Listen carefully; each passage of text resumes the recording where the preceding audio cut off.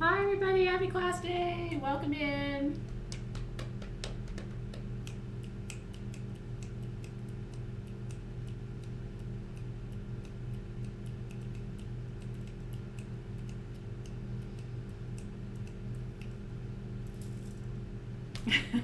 Can you guys see me yet? Yay! Hi, can you see me? Yay! Well, here we are. They had just meowed, so, that must mean it's time. Welcome in.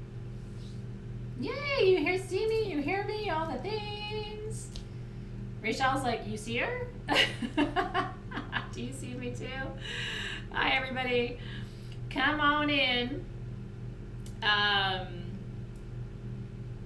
Weeks like this week are a little challenging because we have so many things back to back. But I'm here. I'm happy to be with you. I had to slip in a call to my doctor between things today, so I was a little bit delayed. But we are here. I'm going to be reading for you for the next 2 hours. I've never done that before. I've never done 2 hours of live readings. The caveat is going to be this.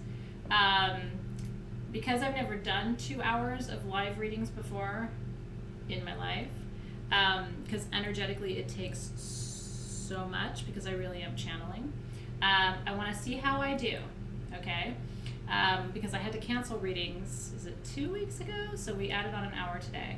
So I'm going to do my best to stay channeling. If it starts to feel like too much, I'm going to be candid and say, I got to stop for today, but we'll pick up and we'll do an extra half hour or something next time, just because I've never done this before. I did not bring snacks, but when I'm channeling, I don't eat. I can't eat if I'm going to be reading. Does anybody else have that? If I ate before this, I wouldn't be able to read for you. Food grounds me, and so it shuts off my my Wi-Fi. So I'll eat after class tonight is my plan, because I also can't eat before Journey. So I had a little snack this morning. I had a little, very small breakfast, and then I'm going to have a nice big dinner after class tonight. So no eating for me, but I have plenty of things to drink, so I'll be hydrated. But I will let you know if it starts to feel like it's overwhelming. I will say something. When I see people reading for people for 5, 6, 7 hours, part of me is like, are they really channeling? Because it's so much. It's a lot. So let me see how I do. Are you using your psychic Wi-Fi too? I love that. So anyway, I'm plugged in, dialed in, focused, ready for you. I'm going to smudge. I think this is the 6th time I've smudged today, but it's right after a new moon, and anytime I do big public ceremony, the energy the next day is really intense. It's a lot. So I'm gonna clear some of it. Yeah, I can't function if I eat, but some of you are saying you can't function if you're hungry. Isn't that funny? But I don't get hungry when I'm doing psychic work. So my appetite will literally, because I knew I was doing this today, my appetite shuts off. Like, I'm not hungry at all right now. But as soon as we're done with class tonight, I will want to eat every bite of food in the house. But I literally can't function if I am full. It's funny, right? Ooh. So before you start to request readings, I want to share with you kind of what's come through from the spirit guides around today. Part of what I'm getting about what today needs to be is a little bit quicker, a little bit not honey badger, but just a little bit more focused, if you will. Does that make sense? So I'm going to be doing shorter, quicker readings, which I hope will mean that maybe, and Claire, next time, can you talk to Dave? I'm actually not able to see how many people are live with me when I'm live. It's been that way since we started doing work at home. So if you could just double check with tech support, I would love to know how many viewers there are. And no matter what I press, it doesn't say. And the only reason that matters for today is I'd like to know how many of you there are with me, so I can see if I can actually get to almost everybody today. That's going to be my goal. There's 105, so I might be able to do it. Wouldn't that be exciting? Okay, and then Claire, if you can have Dave fix that for me, just because it's been a situation for the last couple of months, that would be really good. Again, not because I care how many people are live, but just because sometimes it's nice to get a proportion so I understand how many people I'm actually able to support in the moment. Okay, good. So we're around 100, which is a nice intimate crowd given how many people are in Soul Shift.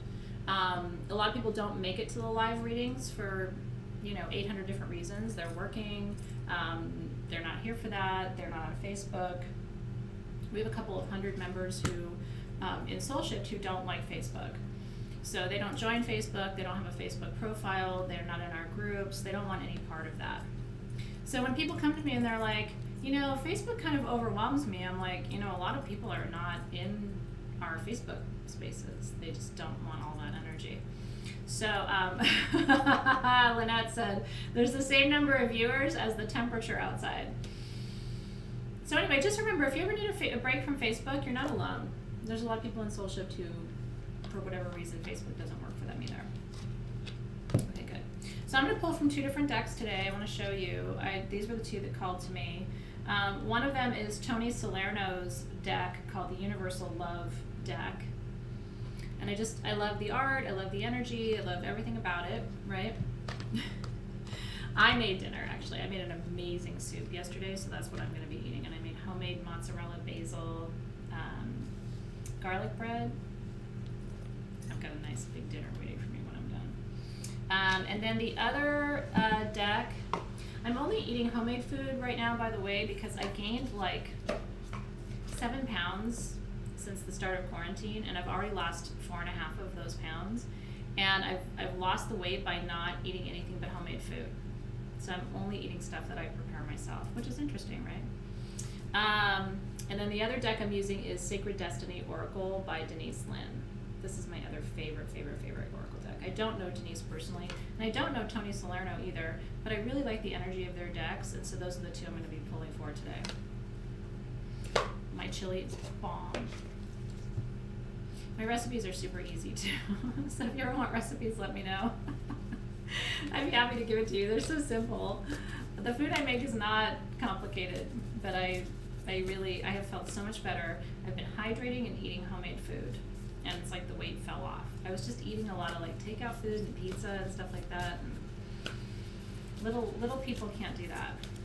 So start cooking at home. Make a soup, you know what I mean? Make some homemade bread. I don't eliminate carbs or anything, but I only eat stuff that's made at home. It's really, really different when you eat home cooked food. Okay, so let's begin by calling in our spirit guides. I'm going to ask your spirit guides to come closer. I'm going to ask my spirit guides to help me be a good, clear, and open channel today for the wisdom and information that wants to come through. Asking that only wisdom and information in service of your highest good is allowed to be received, expressed, transmitted, and communicated. And we give thanks for wisdom and information already on its way. Already on its way. Okay. Now, eat smaller portions. Eat what you want, but eat smaller portions. Everybody I know who's ever done anything extreme like keto and everything else, they gain the weight back because you can't commit to living your life that way for the rest of your life, but, reduce your portions. If you're trying to lose weight, some people are not, which is great too. If you can just, feel good where you are. The challenge for me when I gain any weight because I'm short is that it puts too much pressure on my back and it hurts. So for me, being heavier means body pain. So that's why I have to maintain my weight. My ideal weight is about 130 pounds. And if I go above that, like right now I'm about 137, it's not where I want to be. If I hit 140, it's like kind of uncomfortable. I can feel it in my back. So that's the only reason. I only ever worry about weight, not because of how I want to look, but how I want to feel. And a few extra pounds on my body equals back pain. So yeah, home cooked food is the business right now. And it's less expensive too. I've been spending much less on food now that I'm cooking than I was when I was door dashing and all of that stuff. So anyway, You can go any way today, Rachel. She said, do you want us to prep a question or will you draw it intuitively? I don't have a preference, so I'm just going to dive right in and we'll see where it goes. And I'm going to just go with the universal flow today. So you go on in. Yeah. I think the weight charts and stuff say I'm supposed to be like 110 pounds. If I was 110 pounds, I don't think I would look very healthy. So don't go by the charts. Okay, I'm diving right in with the Universal Love deck. I might use the book too because it's somewhat of a new deck to me. So let's see where we're going. Okay. Yep. Let's start with Catherine Parks. Hi, Catherine. So again, these will be a little bit quicker today, but hopefully it's still very accurate and very helpful for you. Let's see what's coming in, Catherine. It's so nice to say your names out loud too. Something about connecting with your name. Your name is sacred, you know? Catherine.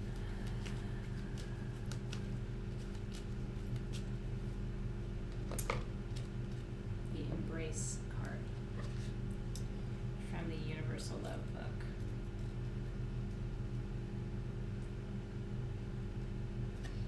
Here's what it says. A new opportunity is coming your way. To grasp it, you must love, accept, and embrace the many aspects of your personality. You can do this by listing all the things you like and don't like about yourself. Include the qualities you are proud of and those you try to hide, feel uncomfortable about, or are ashamed of. Does that sound like shadow work? It's interesting, right? List everything, good or bad, that you think describes you. Look carefully at the list of things you don't like. Then go through the positive qualities and explore their limitations or negative components. With practice, you'll come to realize there are no positives or negatives, as every quality you possess serves a valuable purpose. Accepting and loving all the facets of you brings wholeness and balance. Catherine Parks. So she said the new moon kicked her butt yesterday. So this is interesting. Did you guys see the link I posted this morning in the group? You may not have, especially if you're not on Facebook. It was a video of Daryl Anka, who channels Bashar. I have a weird story about Bashar one day. And that's what the video was about. There is no positive, there is no negative. We assign meaning to things. So we look at something and say that's good or that's bad. But the thing in and of itself is not good or bad, right? Like, you could look and say, well, I have an addictive personality. You could see that as a bad thing. But the reality is, having an addictive personality also means that you have stick-to-itiveness. That when you start something, you usually finish it, right? So that's the upside of that. So Catherine, and the energy around this feels like, when I lean into your energy, I feel like I'm being really critical of myself. And so try to look at each one of those things that you look at with a critical eye and see if there isn't some beauty, worthiness. These are the words that Spirit's giving me. Beauty, worthiness. Pay attention to yourself is what they're saying. Are you not paying attention to yourself? Pay attention to your body. Pay attention to your desires. There's all kinds of hidden messages and codes in there. And because so many of us, and you in particular, Catherine, what I'm getting from the guides is you're really good at listening to everybody else and giving to everybody else, but then when it comes to you, it's a lot of criticism. So see if you can move out of that critical space, right? There is a positive side to every one of the qualities that you don't like in yourself. Like, I'm very demanding. I have super ridiculous expectations of people. I am not an easy boss. I'm not an easy boss at all because I want more and better and more and better because I know people are capable of it. So I'm constantly pushing. Now you could look at that and say, well, that makes you bitchy, or that makes you nagging, or that makes you demanding. It also makes me somebody who really works hard to bring out the best in people because I know they're capable of more than they're showing. And so I'm not satisfied.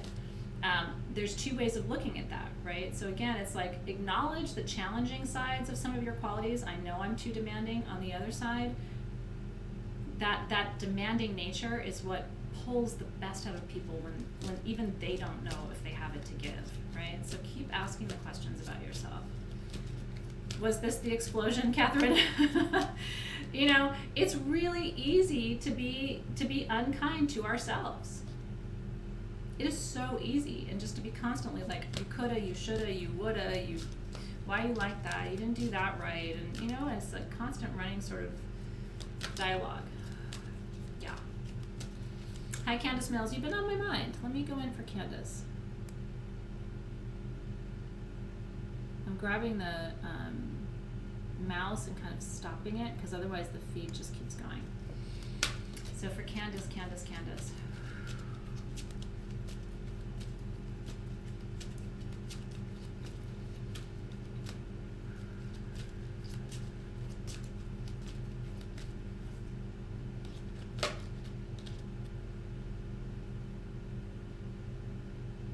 It's the soulmate card.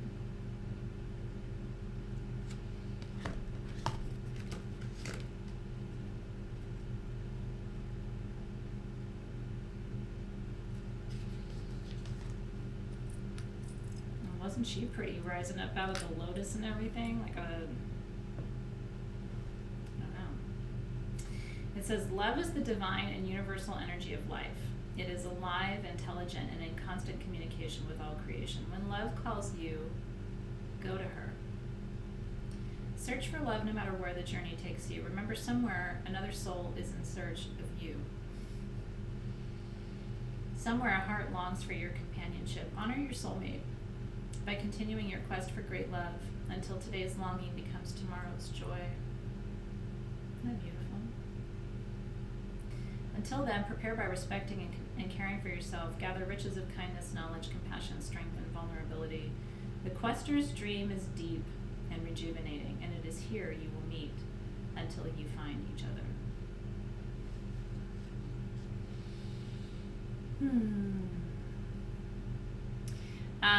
They're talking about what is missing. The perception of what is missing. Do you know what they're talking about, Candace? And there is this sense of this really deep and abiding love that is awaiting you. They're talking about stages of preparation that you're going through to be able to meet this soul, this energy on this soul's terms.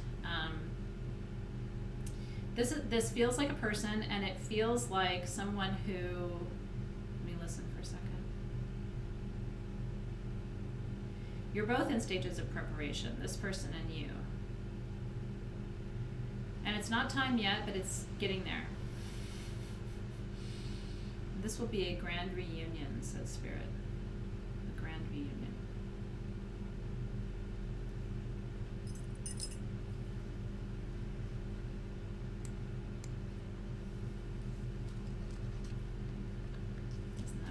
Aren't they always? This person has been hurt, and this person does not trust, is what Spirit is saying.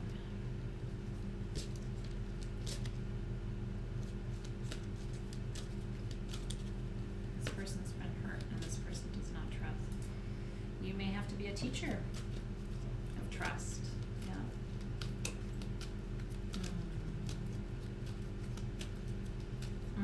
That's good. It's a nice reinforcement for you, Candace. It's there. This is a long-term relationship, Candace. Into your older age. This is that relationship. I've got chills, like I've got little chicken skin. You probably can't see it on the camera, but I've got like the little goosebumps all over.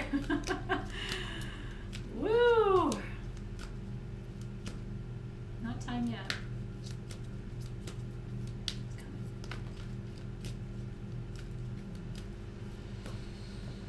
Corinne says, Athena, my heart is so sad.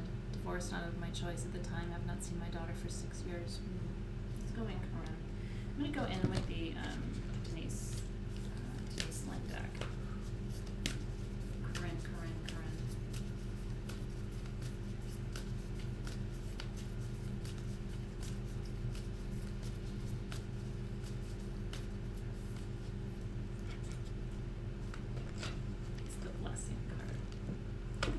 Look how beautiful it is, Corinne. I'm grabbing the book.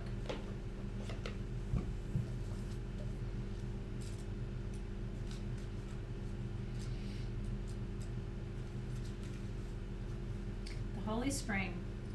In many ancient cultures, it was believed that there were springs that were holy. Gods and goddesses were thought to reside in or near these places, and they were revered. Greek mythology is replete with stories of these special places. Many of the Christian hallowed water sources, such as the Chalice Well, were used for sacred purposes long before Christianity. Immense blessings are emerging into your life from those in the spirit world. Angels, guides, and spirit guardians are watching over you. Angelic intervention is available to you now. Be open to the voice of the divine. Messages are all around you. You are protected and safe. Have faith that your path is guided. Watch for signs that spirit beings are present. You know what they're saying to me for you, Corinne?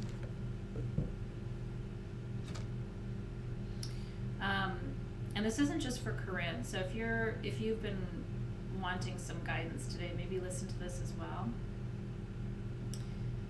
What do you want?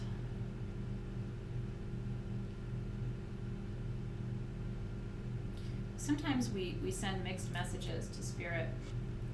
I'm not saying that you have sent mixed messages, Corinne, but sometimes I genuinely get this sense from spirit. It's like, will you please just ask her what she wants? Have you said it? And I want you guys to realize for just a second, we're doing readings within the new moon window, right? The new moon window closes at 7:46 Pacific time tonight. It opens 24 hours before the moon goes completely dark, and it closes 24 hours after. And she went dark at 7:46 p.m. Pacific time last night. So you're still in that window, Corinne. And I always talk about like the Etch-a-Sketch of the universe. If you're old enough to have played with an Etch-a-Sketch. My kids loved it for 10 minutes, and then they were like, this is all you had when you were a kid was an Etch-a-Sketch? Like, this is the most boring thing ever. I loved it.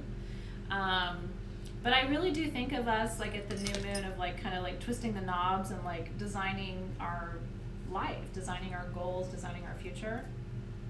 What I'm getting from the spirit side is, what do you want to unfold here, Corinne?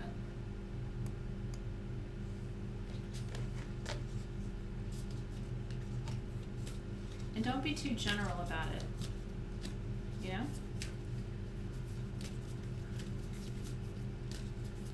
Nathan's like, I want everything. Yeah, but you don't though, Nathan.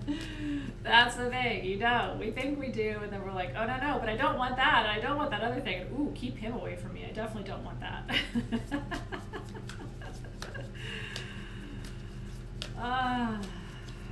Okay.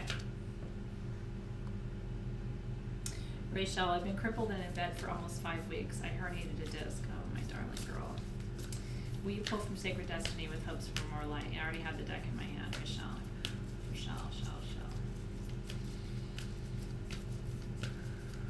Disc issues, I've got you. I know.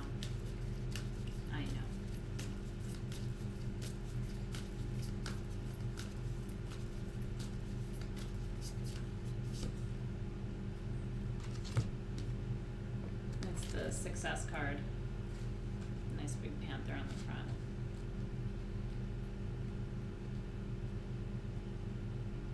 Tropical jungle.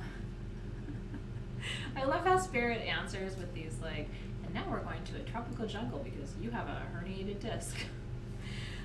Tropical jungles are some of the richest and most successful habitats on our planet. They have incredible diversity, a multitude of plant varieties and animal inhabitants. They are dense with life force that is rapidly growing and rapidly changing. The lushness of their vegetation is essential to the ecological health of the earth. In many ways, the success of the planet depends on the rainforest. They're called the lungs of the planet. Satisfaction, contentment, and fulfillment are at hand. Success is waiting to expand into your life. Be ready to accept and embrace this success, for it might occur rapidly and all is possible. The gates of triumph are waiting to open. Being in a state of gratitude for all the small successes in your life will give birth to the bigger ones. I don't know how many of you were there last night for New Moon, and it doesn't really matter because I'm going to repeat a little bit of it. There was some good medicine in there, and it was a little bit of a hint of what's to come with Soul Shift for next year, because we're going to start really working with the subconscious in 2021. And what I was talking about last night in New Moon Ceremony is related to what's coming up for Rachel right now. Because it applies to pain. When we are in pain, like, and I'm talking real, like, constant throbbing, not going away pain, the kind of pain that a leave doesn't really do anything for. When we're in that state of pain, we start to build an assumption that this is going to perpetuate. And we lose track of our body's own capacity to heal, and the fact that at any time that pain can be alleviated from you. So we start to assume that the pain is going to be there, which makes a home for the pain in our body. Does that make sense? So I think one of the things that you need to do in this moment, this is what they're saying, is make a home for something else. What do you assume about this pain? In other words, do you assume that you're going to wake up tomorrow and you're still going to be in pain? Or do you assume that you could wake up tomorrow and the pain would be gone with no explanation? What I'm getting at is the subconscious process that might be going on underneath the pain. Because pain is just a message. Pain's an energetic message that something isn't in alignment. And so if you can fix this is what they're saying, if you can fix what isn't in alignment with you, and you need to look. They're talking about eclipse windows. Something preceded this for you that happened between the eclipse windows earlier in 2020. They want you to look at this, because this is some kind of echo or reverberation of an energy that started at that time. There could be a somatic link between something that happened during that time. And remember, all it takes for pain, I know it sounds crazy, but all it takes for pain is for something to happen to you and for you to go and contract on it. Like something happens, bad news or something, and you go, and then it locks in your hip, or it locks in your back, or it locks in your shoulder, and then it takes weeks and months and sometimes years to figure out what that is and move that energy through. If I was there with you, what I want to do is sort of like, sort of apply a little bit of pressure to those discs and see if I could sense something.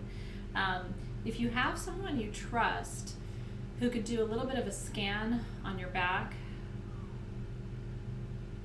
let me see if I can do it virtually for you for just a second.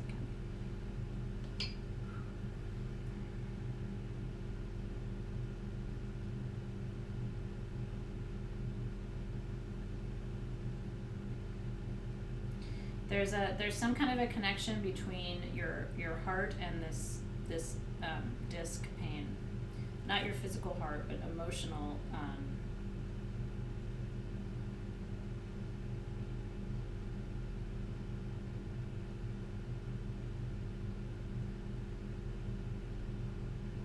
There's an emotional origin to this. I think the work is to try and figure out where something is blocked. And go back to the earlier eclipses from this year and plot a timeline and ask yourself what was happening there.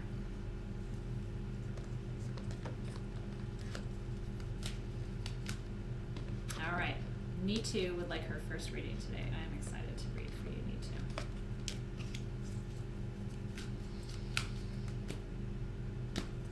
I love the art on these cards, I have to say. I get distracted, so I'm going to try and shuffle them face down. Nitu. There's a hummingbird right outside the window. Feeding on the bougainvillea.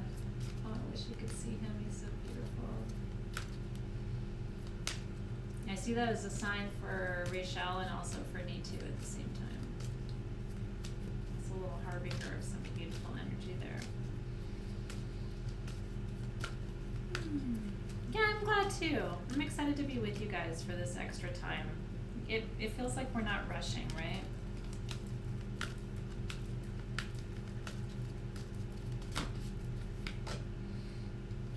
It's the Dreams card.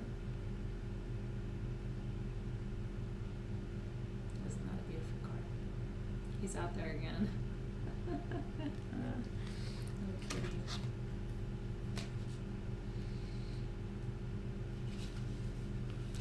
Waves of healing energy flow through you as you sleep.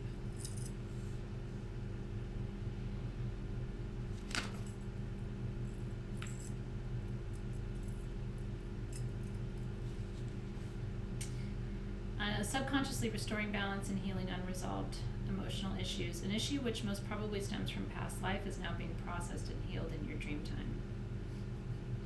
You may not have been aware of how this issue has been negatively impacting your perspective, energy levels, or decision making. Unseen limitations can manifest through unexplained negative feelings, self-doubt, or irrational fear. The good news is you're already being aligned with a more positive energy stream. Isn't that beautiful? So have you been doing the dream work? The spirit guides are talking about dream work with you. A lot does get handled in the dream state. It's very important to pay attention to your dreams. This is why we focused for the whole month, last month in July, on Morpheus and dream time and working with dream crystals and dream space. It's very, very important. They're also talking about dreams for you need to in the other way of like what you dream of or what you dream of creating or what you dream of becoming. And they're talking about, let me listen for a second.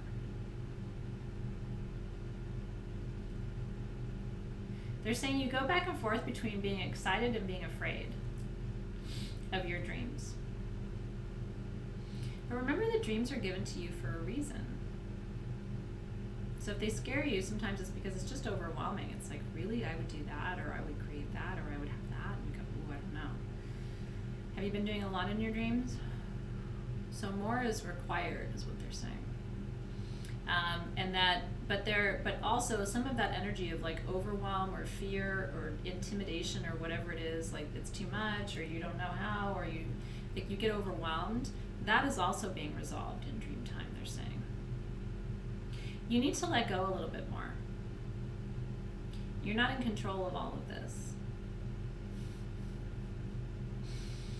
I know that that's like the easiest thing for me to say. It's also the hardest thing for me to tell you because it's hard for me too. Because all the time I'm like, I think I'm doing everything, and it's like, I'm not really doing everything.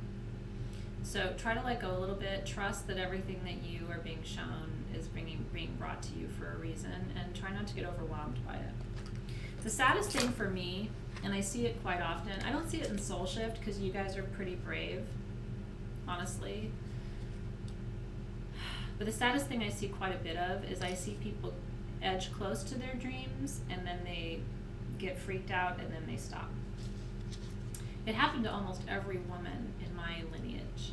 Like they started to do what they were being called to do, and then they were like, this is too much, too scary, too fast, and then they stopped. And so there's this whole lineage in my line of dreams deferred, you know. So don't do that. You keep pushing into it. That's how we prevent ourselves from ending up with some karmic stuff too that we don't want to have to work out.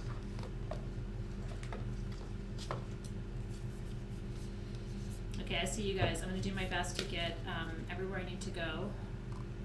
So just hang tight. No, I'm in with you. So Sharon Westline, I lost one of my best friends to cancer on her 37th birthday yesterday. Oh. May I have a card, please? I just need some support. I'm so sorry for your loss. I'm really sorry. I see you, Sharon. Sharon.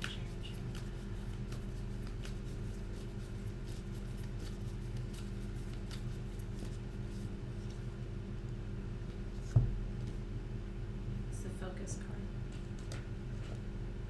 Look at that card, Sharon.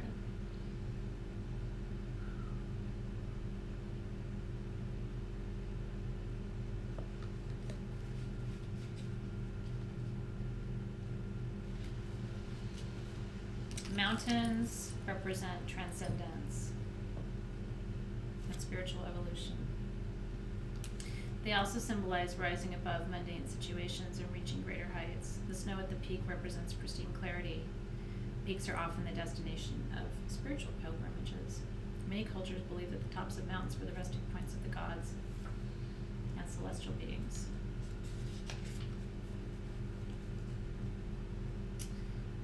What you focus on is what you pull to you, so your attention on that which is So put your attention on that which is worthwhile. Concentrate on one desire. Direct your intention to one thing. I'm going to stop reading the book because the spirit guides want me to not do that.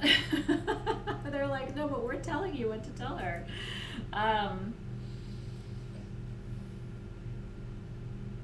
It's really hard, isn't it, to accept sometimes that the people we love have completed their work.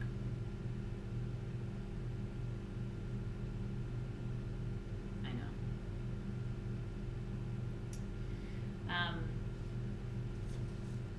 Because from our perspective, there's always more, right? There's always more.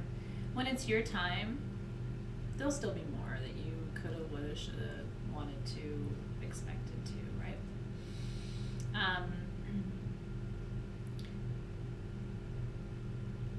To bring peace to your heart, this is what Spirit is telling me for you, Sharon. To bring peace to your heart, it is important now to focus on what she brought to you. Because her spirit will live on, her lineage will live on through what she brought to your life during the time that you had relationship with her. Some people accomplish in 37 years what it takes the rest of us 60, 80, 100 years to do. I think they're more advanced souls to be able to pack all of that into such a condensed timeline. So, and they've never said anything like this to me before. It's kind of a cool thing though, honestly, when I think about it in the context of people I love who have lost. What they're wanting you to do, if you're open to it, as a way of healing, okay, and doing, I don't know if you're concerned about like doing honor to her memory or something like that, but that there's like energy around that.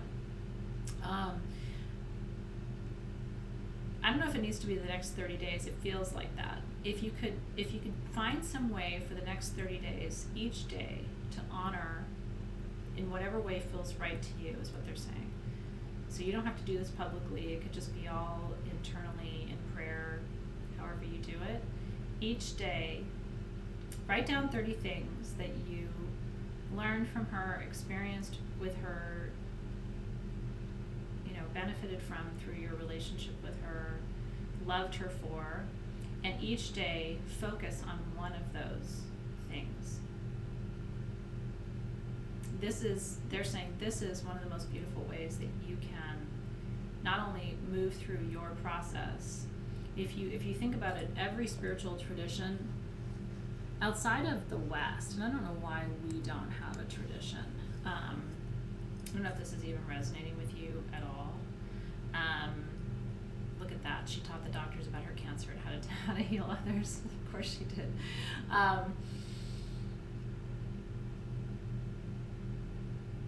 This would be one way for you to move through the healing process and also to honor the gift of her memory.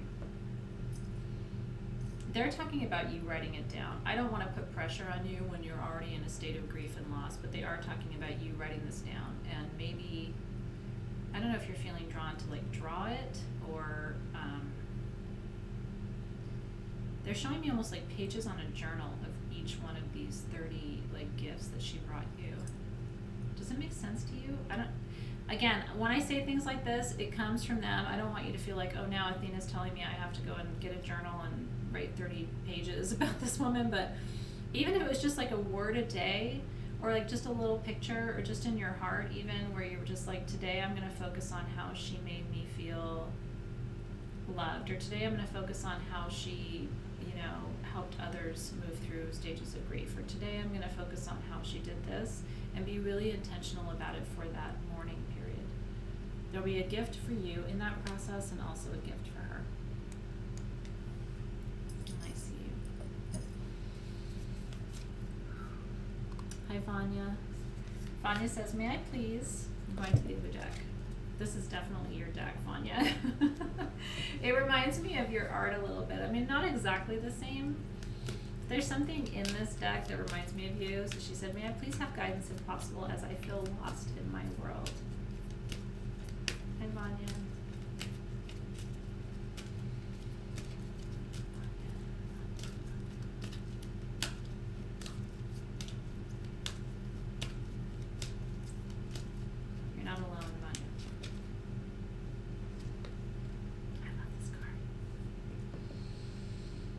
Mm.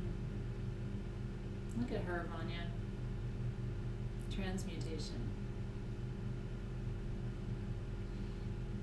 I hope you can come to class tonight. Everybody who's here and having a hard time, I hope you'll come to class tonight.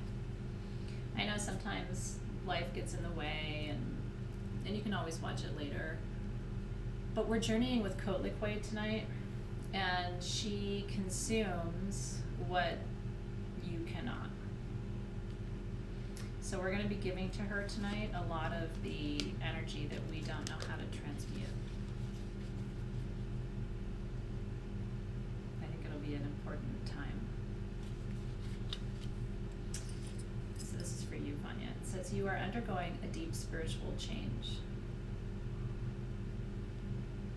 Creative and healing energies surround you now. Old habits and thought patterns are being transformed at a deep inner level. You will soon experience a renewed sense of well-being and creativity that will have a lasting and positive impact on your life. Listen to beautiful music and meditate, for this will quicken and smooth the process. Imagine yourself bathed in golden light. Now look with that golden light and see a beautiful violet flame burning. Imagine the thought patterns that no longer serve you entering this flame and being transformed into supportive, insightful beliefs. Bless the past. The change is now taking place in your glowing future.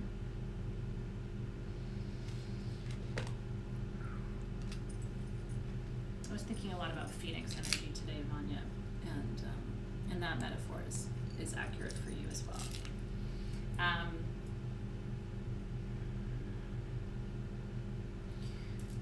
When we feel lost, and this isn't just for Vanya, it's definitely for you, Vanya, but it's not just for you, because there's other people in the group who probably need to hear this too. When we feel lost, it's because we aren't here or there. We aren't in the old program and we aren't in the new program yet. It's a liminal space. So here's what you have to recognize, and like try really, even if you're waiting for a reading, try just listening to this for a second, because this isn't, like I said, this isn't just for Vanya. This may actually be for some of you who are waiting right now. There is a concept called liminal space from anthropology. We've talked about it before, but it's been a long time. And a liminal space is not here, not there, okay? It is the in-between space. Our entire planet's in a liminal space right now. And some of you are in a liminal space between who you were and who you are becoming, or who you're going to be. You sure did, Lauren. And so this in-between space, this becoming space, requires certain exercises, certain activities, certain areas of focus and emphasis. And part of it is recognizing that what is behind you may not necessarily be able to travel with you to what is ahead of you. You may have to leave some things behind.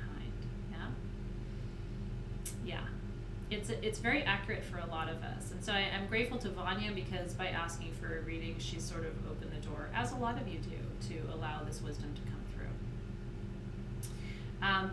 It is uncomfortable to be in a liminal space. It's much more comfortable to be someplace where you know the rules, you know what's expected of you, you know what's coming, you know what's happening, you know why it's happening, you know where it's going, like you have your finger on it, right?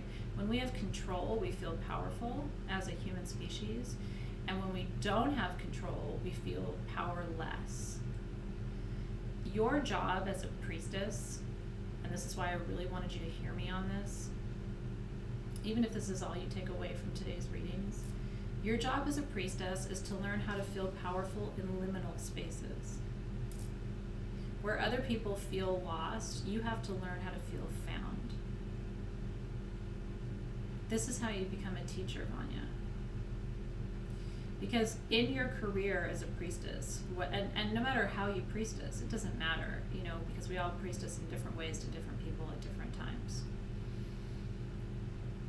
People will come to you and they'll be in a liminal space and they won't even know that they're in a liminal space. They'll just say, I don't know, I feel lost. I don't know if I want to do this anymore. I don't know if I belong here anymore. I don't feel like I belong anywhere. I feel like I'm not here. I'm not there. I hear it from parents who are like, my kid kids don't need me anymore, they don't want me anymore, or I hear it from people who just had children, like, oh my God, who am I? Now I've just got these babies and I don't even know who I am anymore.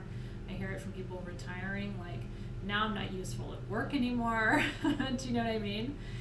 And and I will tell you, a big proportion of people who choose to take their own lives when they are in liminal space. And again, I'm not saying this because any of you are in that particular situation right now, but so that you know, when people tell you, I feel hopeless, I feel lost, I feel like I don't belong, I feel like nobody loves me, I feel like nobody sees me, it's because you're not here and you're not there.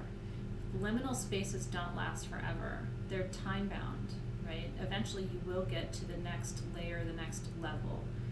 But a lot of people never make it through the liminal space. You are not lost. You're graduating. Let me say it again. You are not lost. You are graduating. So what a priestess does when she feels lost is says, yay! I'm about to go to the next level. I've been at level 1 for the last 5 years, and holy shit, I'm about to get to level 2. And I know that because I feel lost as fuck and like I don't fit in and nothing's making sense and nothing's working that I used to do doesn't work for me now. And so what that means is my pendulum is like, do you see it? The pendulum is like, yes!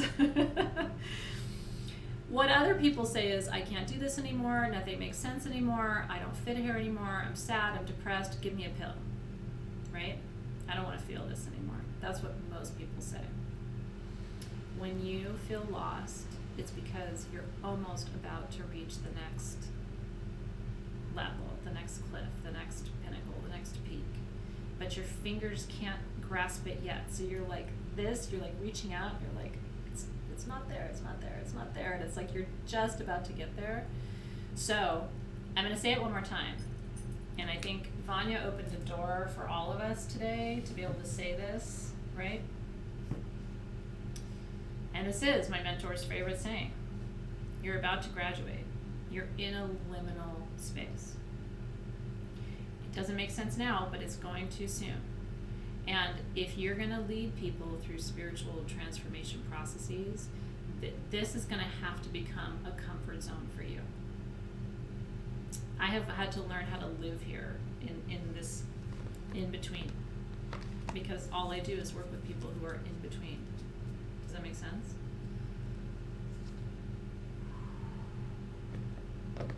A lot of us are feeling tired right now, right? Because we're holding. You don't even realize how much energy you're holding right now, do you? You don't even realize how much energy you're holding. For how many people? Right? So we love you, Vanya. I hope you're still there. I hope you're able to hear that and receive that. And I hope it resonated with you and made sense to you. That felt very important, and not just for you, but I think for a whole collective of people who needed to hear that today. It's okay. It's okay to feel confused. It's okay to feel like you don't know what the fuck you're doing. It's okay to feel like you can't do this anymore. But it's not okay to not know what that is. That's the difference between someone who is priestessing and is not priestessing. Someone who's not priestessing will spiral down and just give into that and want to give up. Someone who is priestessing will see that and go, oh, okay. Okay. Okay. Yeah. Thank you, Rachel. I really appreciate it. That is why you're exhausted. This is exhausting. It wouldn't matter, and I'm going to say this before I move on. It wouldn't matter today for 95% of us if we did anything today, worked today, ran a mile today, stayed in bed today.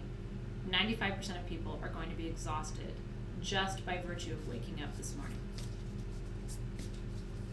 Exhausted because of the energy.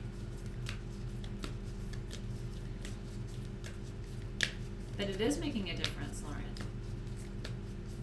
then that's the difference. So when you start going, I don't know if it's making a difference, I want you to hear me going, it's making a huge difference. Or if you go, I'm too exhausted, I can't do this anymore, I want you to hear me going, stop it, you've got enough energy, keep going.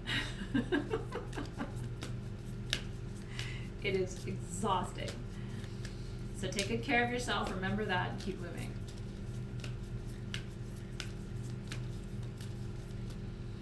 Rebecca DeRocha. My father lives with me. He's beginning to struggle with substance again. I feel like I need to ask him to leave. I don't know if that will hurt him more, but I can't live with him like this.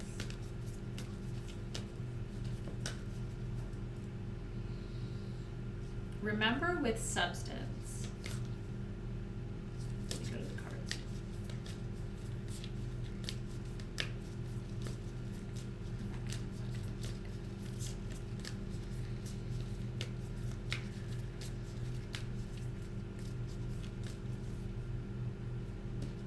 Two cards. Rebecca gets the double card bonus. Freedom and forgiveness.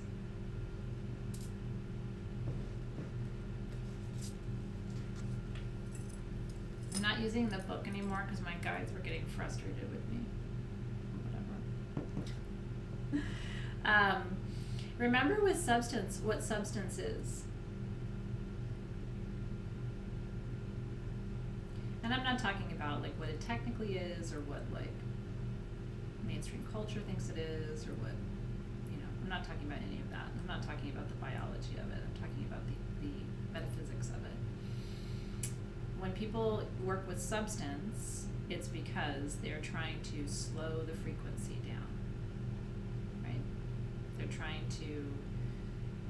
trying to find equilibrium in sometimes the only way they know how, okay? Usually people who have substance issues are the most psychic, the most gifted, the most multidimensional.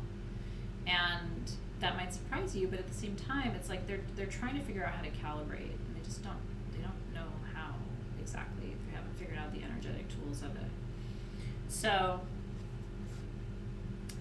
I don't know if you're able to dialogue with him. I don't know enough about your relationship, and I wouldn't dare tell you how to run your relationship. But what's coming up for me around him is I do think the forgiveness card is apt. There's something in your relationship, there's an energy that needs to be resolved between you. And I think it's worthwhile to figure out how to do that. So that down the road you feel like you had the opportunity, the moment, the conversations that needed to take place.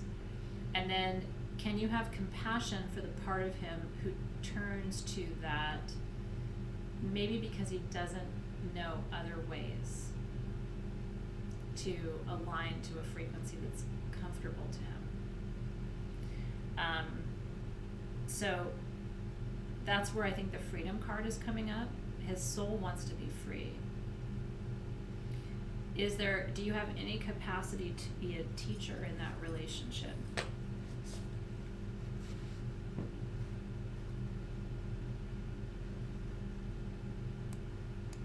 And if not, it's okay. But these are good questions, I think, to open up.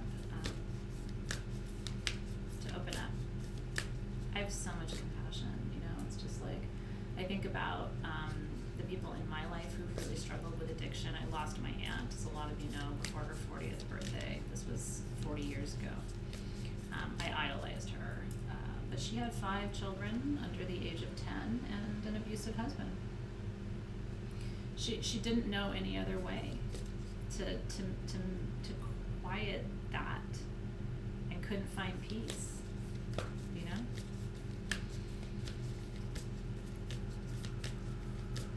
Alice in Wonderland. Sometimes I feel like Alice in Wonderland. I'm waiting for the rabbit to come. Allison says, and I just want to tell, my spirit guides want me to tell Lauren that I see you. I'm coming to you next, Lauren. Lauren White. Alice in Wonderland. I'm struggling with excessive energy from the world and other people, and it's making me physically ill. I try to transmute and ask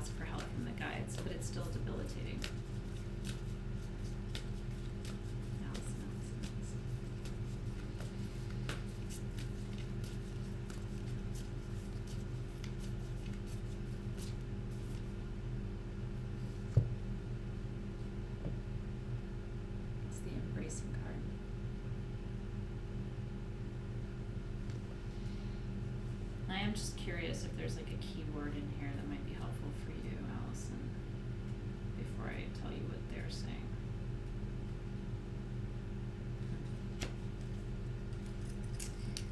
A floodplain is a naturally occurring phenomenon in which the land adjacent to a river floods out to far banks of the surrounding land during times of high water.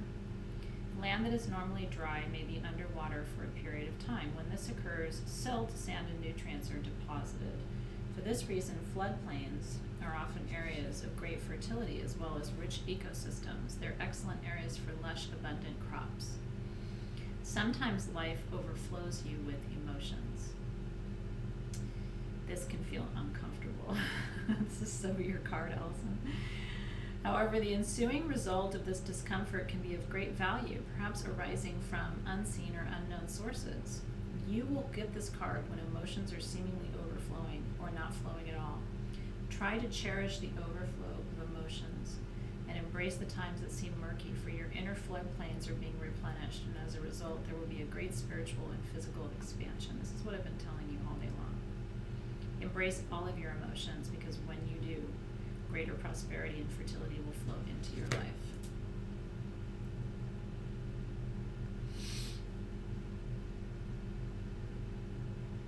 The Bashar video would be interesting for you, Allison, because what he said, and it was really interesting because I'm a Shakespeare scholar by training. That's what my master's degree is in, is comparative literature, but I was a Shakespearean scholar.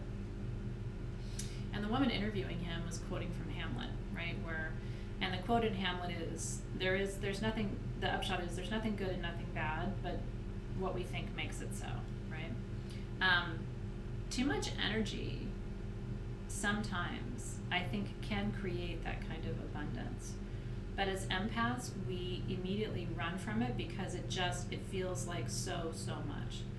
And what we often don't do, and this is what the spirit guides are saying for you, Allison, is we don't ask for help. Let your spirit guides teach you how to run energy. I mean, more is coming because more is coming, and each one of you is being asked to step up to this great cosmic universal challenge that we're all sitting in. I don't think the energy level is going to decrease anytime soon. I think it's going to amp up.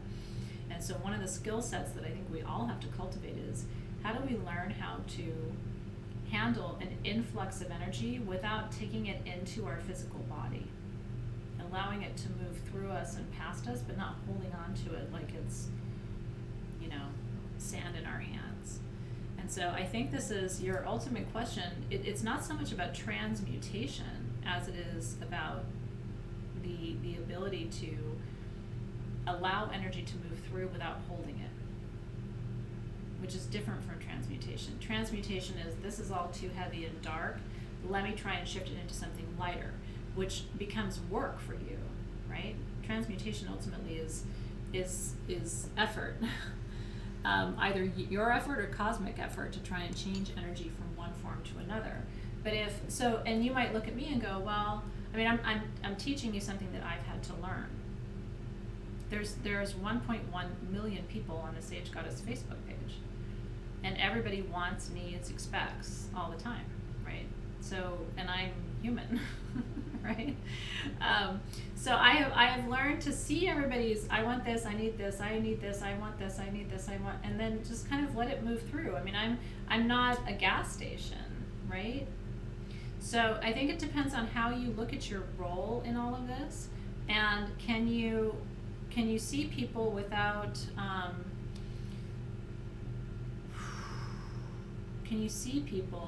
feeling like you somehow single-handedly have to fix, solve, or change it? Can you just let it move through, right? Because if you feel like you have to do something about it, you're going to be constantly overwhelmed. And if you can figure out this now, the next 2 years of radical cosmic upheaval that I foresee will be a lot easier for you. And you'll be able to be of service in a better way, a more sustainable way. I would be able to do my job for about 24 hours, maybe, if I actually thought I was here to fix, change, or solve, right?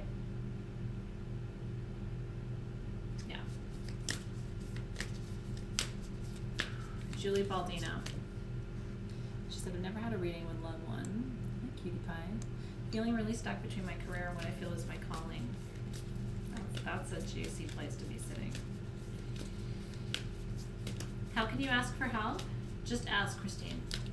Christine Brown, I'm talking to you.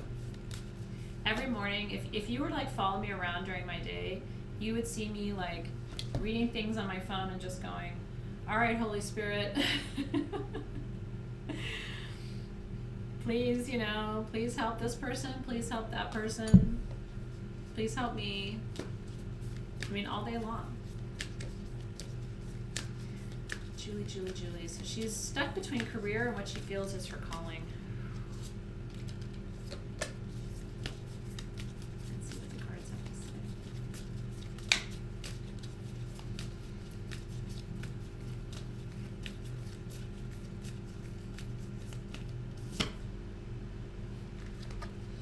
And then there's that, which is trust. Trust is hard, especially for those of us who've been hurt, Trust is not the easiest shirt to put on.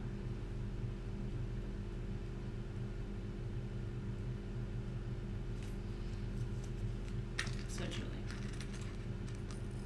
The desert seems parched and devoid of life. I love these metaphors. Yet it is to the desert that spiritual journeyers go to gain messages from Creator. Traditionally, the desert is a place of spiritual cleansing, renewal, and profound healing. The deserts nourish lands thousands of miles away. For example, the Sahara Desert and the Amazon rainforest are a great distance from each other, and yet they're connected. Annually, thousands of tons of nutrient-rich dust from the Sahara Desert crosses all continents in the upper atmosphere and deposits phosphorus and minerals to the Amazon, which is needful of those exact minerals. Isn't that interesting? The Sahara feeds the Amazon. I didn't know that, did you? Talk about cosmic connection. This is a powerful and important card to receive. Do you see where this is going, Julie? Because I've got goosebumps for you. There is a connection between your career and your calling. So you're like, I don't know how to move forward. Figure out what the relationship is. I feel like you're like me in that way. My career, my previous career, and my calling were not that different. What was different was the context and the content, but the modality, I'm still teaching. Even when things seem parched or not fruitful, a deeper energy speaks of the power of your inner knowing. Trust the nudges from the universe. Your advisors are close at hand. You're now open to receive some of the most important messages of your life through your intuition. And your intuition is accurate, so you should trust it.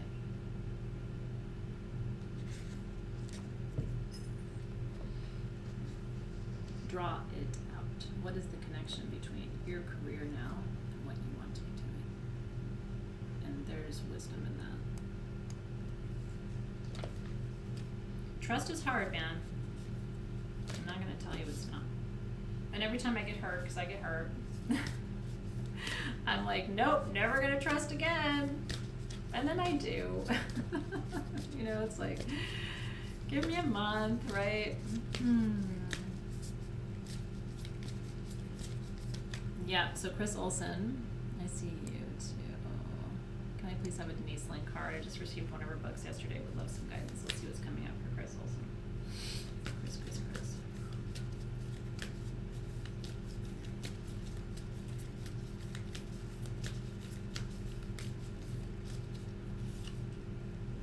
Forgiveness. I love this card. Because look at, she could have chosen any image for the forgiveness card. If you were designing a forgiveness card, you'd be kind of like, I don't know what to use.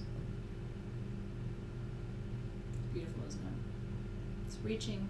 Forgiveness is reaching for what is unseen.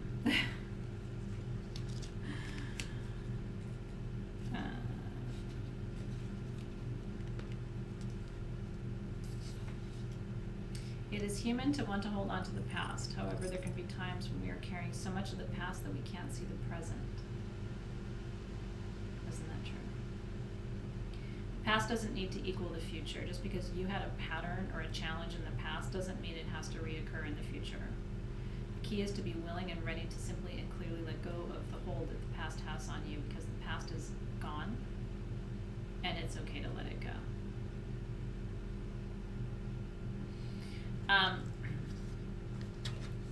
The spirit guides are saying what I'm about to say is for Chris, and then it's for others of you too. So please listen if you're open to listening. Don't romanticize the past. This feels really big for a lot of people today. I can even see where it has some resonance for me too. Don't romanticize the past. The past wasn't as easy as you remember it. We put it through a filter, right? And so the past has this like luminescent glow of memories, and I am coming to you, Lauren White. You see you. Right now, let me stay with Chris for just a second.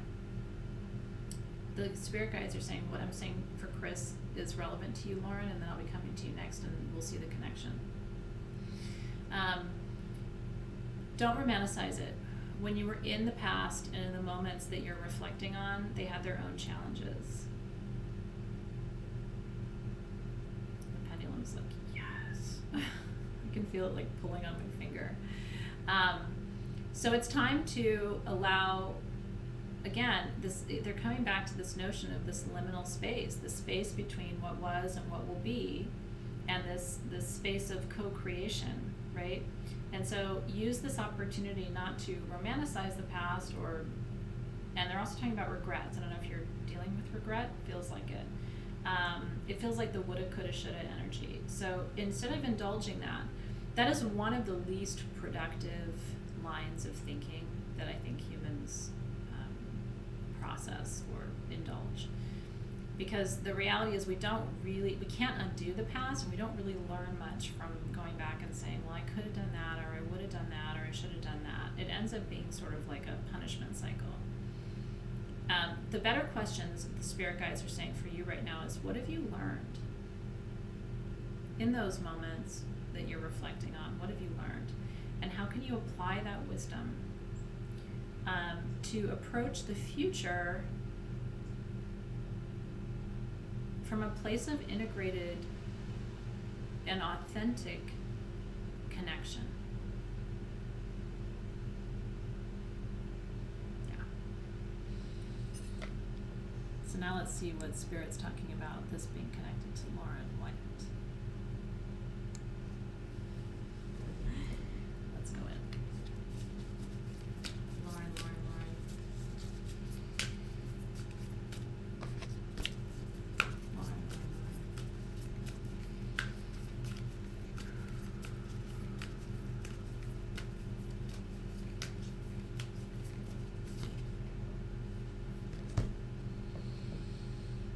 Purity card.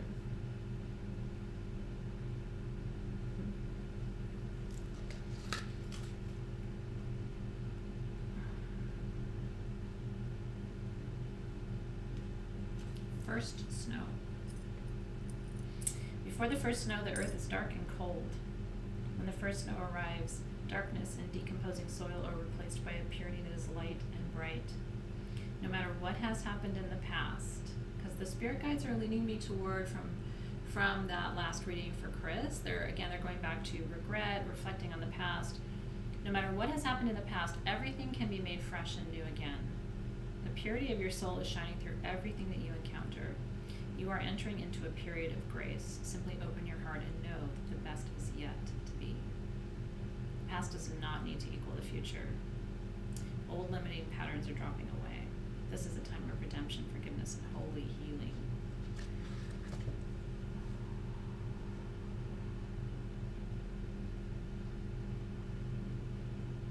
There's a theme going on today. Are you guys seeing it? Because it's coming up in almost everybody's readings today.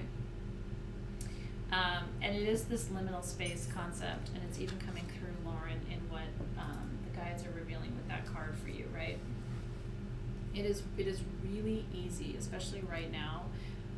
Not everybody has a lot of extra time to think right now, but some of us do, right? And so we end up sort of like going back through and cycling through and like cataloging through the past and what we did and where we are now and where are we going and is it unsure and all of these things. The past and the future are not the same.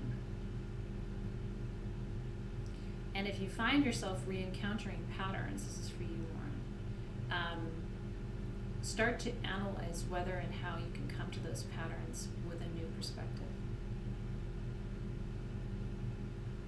Even if the same issues come up with the same people, you don't have to come to those conversations, to those experiences as the same person. You have the freedom, the mobility, the wherewithal, the development, right? The intuition to come to those conversations and experiences from a new place. The spirit guides are saying to you, Lauren, don't recycle the past. It seems like really important medicine for you today. And I feel for you because I sometimes get into the same place.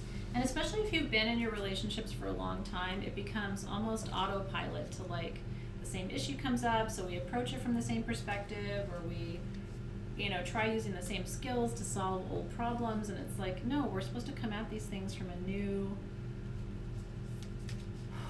new place, right? With new wisdom and new energy and new insights. Okay, so now I'm going to go a little bit quicker. I know I keep saying that, but I am actually going to try to go quicker because I'm feeling like I can. So Cindy Robles, Cindy, I'm going to give you a keyword and one thought, and then I'm going to move forward through the readings this way, okay? Love you, April. Happy birthday to you. I did a little birthday reading for April when we were live too the other day. Do you remember that? When we were live on our main Facebook page. So happy birthday to you, my Leo sister. Celebrating with you today. So Cindy.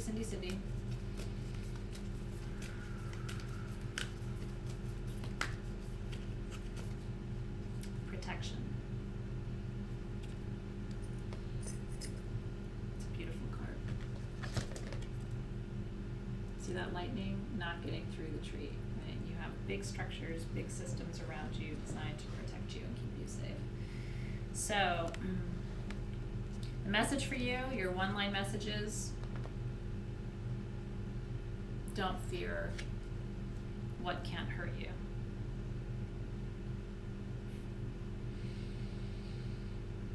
Don't fear what can't hurt you, Cindy.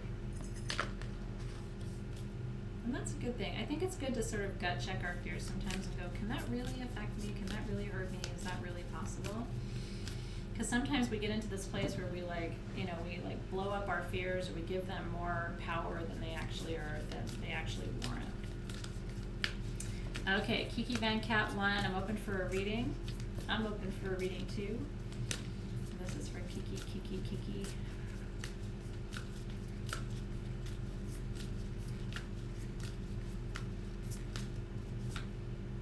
Openness.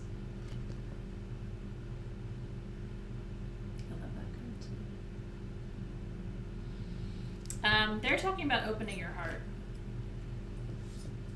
with this card. It's safe and it's time, is what they're saying for you, Kiki. It's time and it's safe to open your heart. Especially to certain people, they're saying that you've closed your heart off to. Like, look at that again.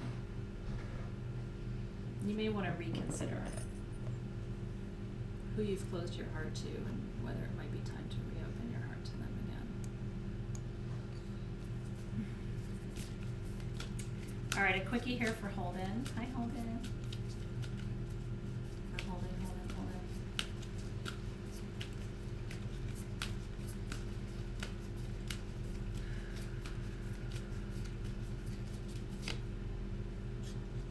I like this one a lot.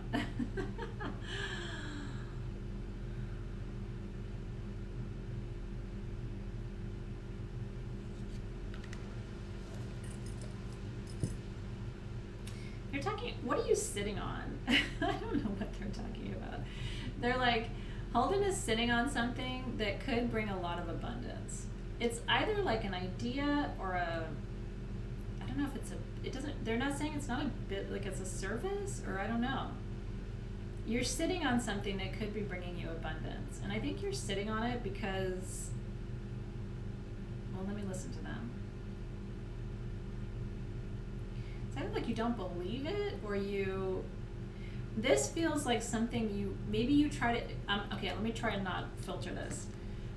This feels like something that maybe you tried before and wasn't successful in the past, but it's a new day and you need to try it again. Does that make sense to you? That's your quickie. All right, Hillary. Something she needs to know.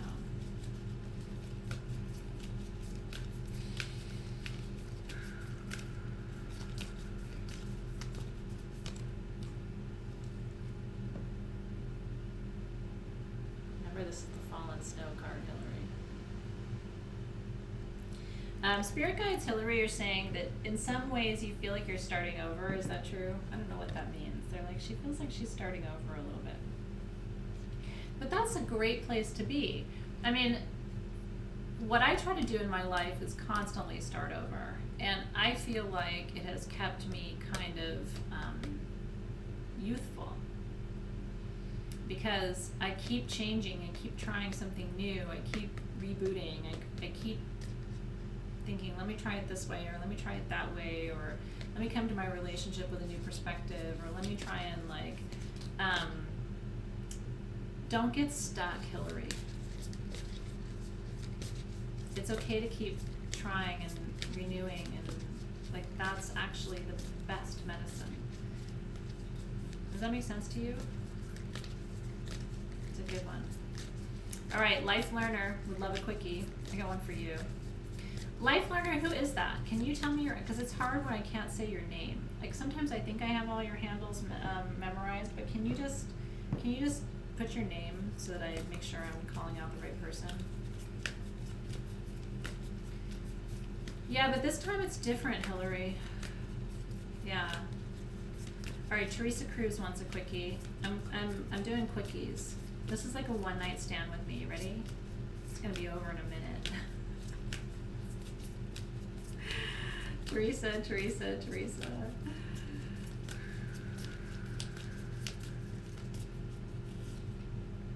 Illumination.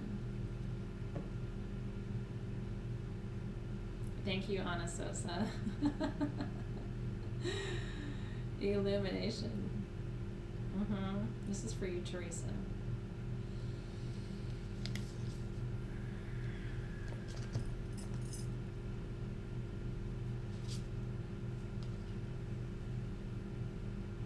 Two meanings, the guides say for you, Teresa, of illumination. Finding the light and being the light. Does that make sense to you? You're having to do both. Sometimes I'm coming to you next, Ana Sosa. Sometimes we separate those things. We think we have to be the light and also be the source of the light, but we aren't the source of the light. Our job as humans is to find it, harness it, you know what I mean? But we aren't it. I'm not the light. The wisdom I share with you in these readings isn't my wisdom, right? So finding the light is different from feeling the pressure to be the light. All you have to do is channel it. So take the rest of the pressure off of yourself. I love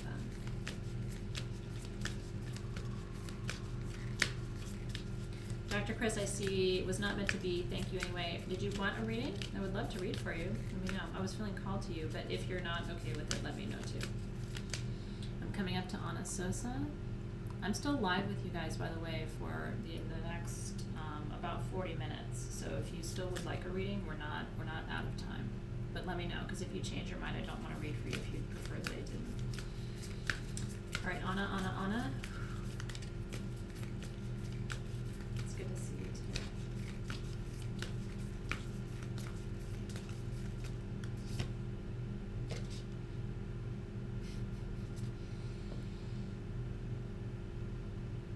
Back to basics. That's what they're saying, Ana. Back to basics. it's interesting, a little bit different message, even though this card comes up for multiple people. This is why I try to add the channeling piece to it, because it's not always the same card, even though it's the same card because you're different. What they're saying for you, Anna, relative to this card is, don't lose that sense of purity. You know, in our culture, and I'm saying like in the US and kind of Western culture, we prize people who seem sophisticated and educated and all of these things, and we undervalue people who seem innocent or inexperienced or pure. You know what I mean? We see that as like, I don't know, not wise. But what I've learned from Spirit is one of the most important things you can do is hold on to, in the center of who you are, a place of pure trust and pure belief that isn't tainted by a world that would have you believe that, you know, that kind of purity and goodness doesn't exist. Hold on to that center inside of you is what the guides are saying. It's very important. And that will be a place that nourishes you. That's the place of the divine within you. Is that little bit of like, it's childlike, it's innocent, it's pure, it's vulnerable, you know, and like don't let the world have that part. It's a constant battle for me because I feel like everything in our society and in our universe is designed to corrupt that little sweet place inside of us. But I think the medicine is to continue to sit in that place. Yeah, so Anna says, sometimes I feel naive, but so do I, Anna. I mean, I do too. But there is a place inside of me that's very childlike, very pure, very innocent, and I love that place inside of me. I'm not completely like that, but I do have that place of pure, crystalline trust and belief in what is, you know, good and right in the world, and what is completely aligned to Spirit. That's not naive, that's magic, because a lot of people have lost that. They have no sense of that anymore. That little place in them is all gone. You need to hold on to that like it's the most precious treasure you have. And don't let anyone come into that space and take that from you. It's very, very, very sacred and holy. All right, Lauren Conway coming in. Lauren.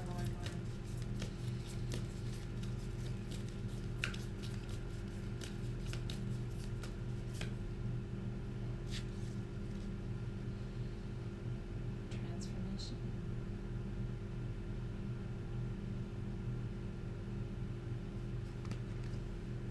Let me just see if there's something. I'm only going to the book when I feel called.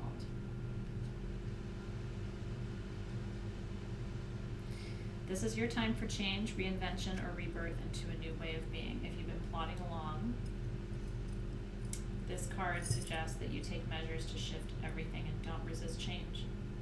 Transformation doesn't mean taking something old and remodeling it. It means becoming something different or doing something completely different. Change is often uncomfortable, but it's usually for the highest good. This is a very lucky card, and drawing this card can mean that a wish is about to come true.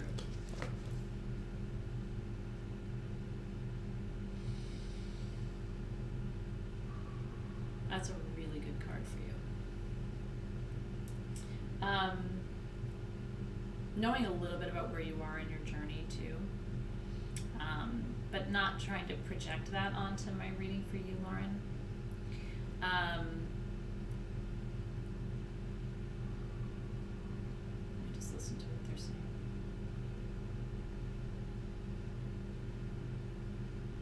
Staying open. That's what they're saying. It's time for you to stay open. You've started to learn. I'm not going to filter, I'm just going to channel. Ready? You have started to learn what is possible when you open yourself to all possibility. Apply that wisdom to all of your life.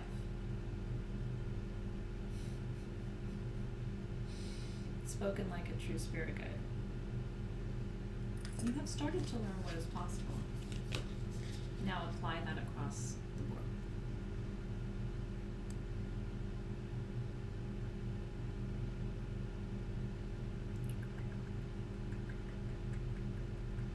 I was going back up in the feed because I didn't know if Dr. Chris wanted a reading, but I don't see her, so I'm going to forward.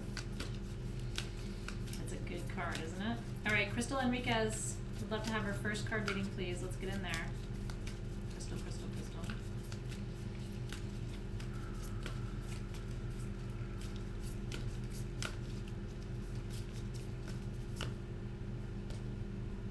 I love this card. Stillness.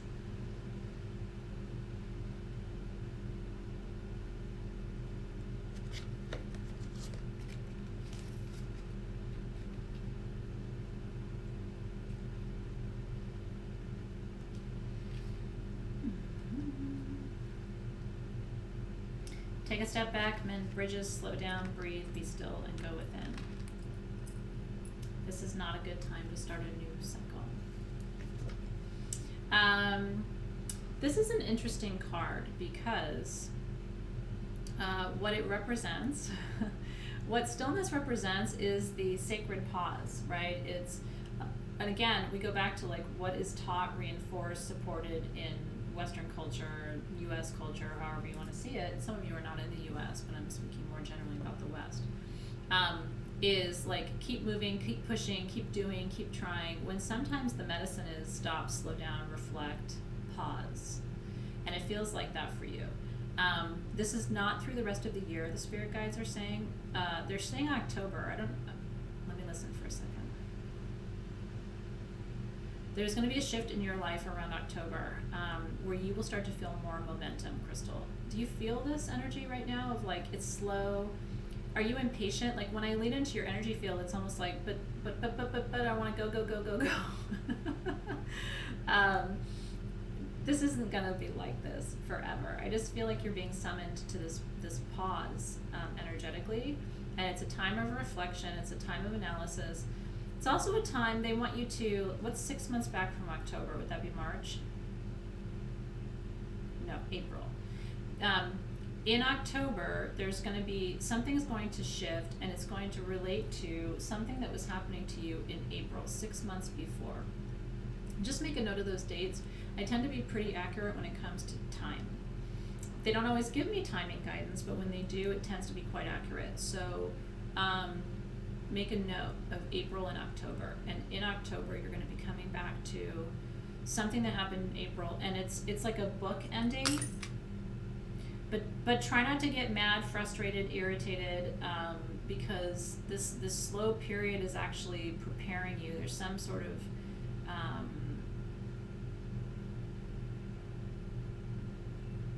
it's almost like an incubation period. That's the word they're giving me. It's like you're being prepared for something, and I don't know exactly what that looks like, but this time is really, really important. So don't fight it. And in fact, come October, Crystal, I think you're going to look back and kind of miss it. Because then they're saying that there's going to be a lot of momentum, a lot of picking up, a lot of movement, like the pendulum is like, yes, yes, yes. So try to enjoy this time a little bit. We don't always get these pauses, and all of the reflection work that you can do right now is going to really support you to make sure that when you do move forward, you move forward from a place of wisdom and discernment. Okay, so Cecilia would like a quickie. Let's get a quickie in there. She wants more than a quickie, but I'm doing quickies right now. Okay, good. I'm glad that was helpful, Crystal, because you know it's really interesting. The spirit guides are like, thank you for telling her that. It feels like there was real frustration on your part, and I hope it gets shifted today, because this isn't happening to you, it's happening for you, but I can see how you would be frustrated. And I'm a double fire sign, so when I go through those periods, I get really frustrated too. But in hindsight, I can always see that they were working in my favor. Cecilia.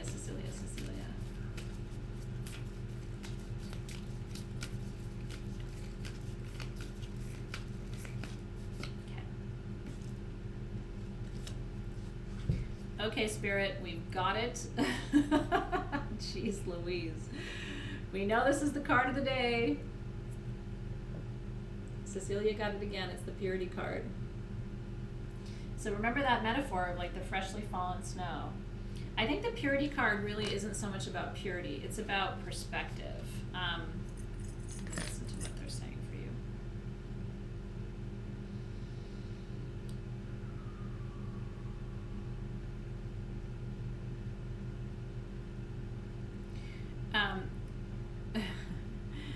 so much of your change, this is what the spirit guides are saying, Cecilia, so much of your change is kind of subterranean,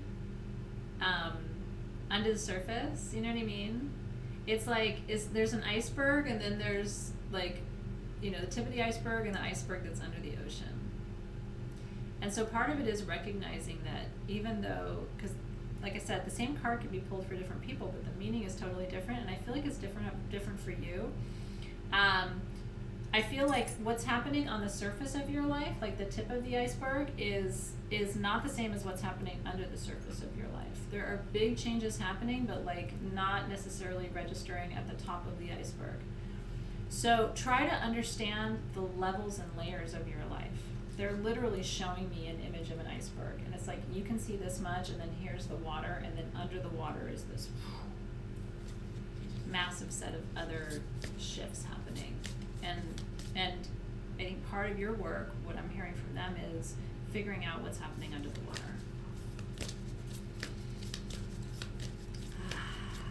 All right, Jennifer Navarro. Let's see what's coming up for you.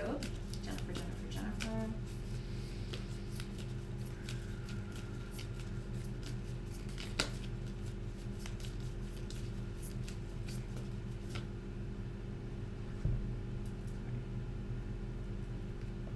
Taking risks. I love this card. Look at the card. Look at the art. Isn't it beautiful? Have you ever driven through Utah? I don't know if this is Utah or not, but it reminds me of driving through Utah. There's something so majestic about the land formations and the birds that fly through. And it's like endless land for as far as you can see. I feel like Utah is the holiest place on the planet. So this one's talking about a high plateau, something the indigenous communities call Tepui, which means house of the gods. It says when you draw this card, it's time to step beyond your normal everyday life, face your fears, do things in a new way. Listen more to your inner voice than to the voices and opinions of others. Rather than running from failure, embrace failure. History has shown that those who are willing to face failure will often succeed in a massive way later. It is. It's very much a phoenix. Isn't that beautiful? So this is, and I've had to do this too, Jennifer, so I get it. Some of us have to blaze a different trail. And that's tough because it's much easier to just do what everybody else does, the way they do it, the way it's always been done, you know what I mean? Some of us have had to figure out a new paradigm. And I feel like that's what this card is telling you. A different way, a different modality, a different perspective, all of that is what this card seems to invite. So if you've been feeling like you want to approach things from a different perspective, or if you want to take a new, move in a new direction, I would take that card as a really good sign that that's probably you moving in the right direction. She got Phoenix perfume today. Isn't that funny? Yeah, not everybody's drawn to that. I think you have to be ready for a new, because the phoenix, remember that the phoenix is the bird that is constantly, burning to death and then rising from the ashes and burning to death and then rising from the ashes. And I've always felt like the phoenix. Woo.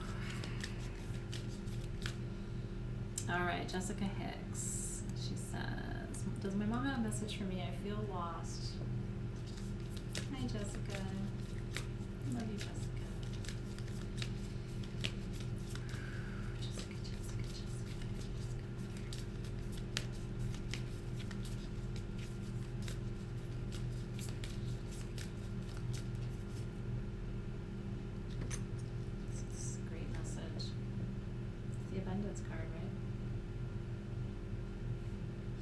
Does your mom communicate with you through nature, through flowers? Does she do that? Her energy feels like that to me.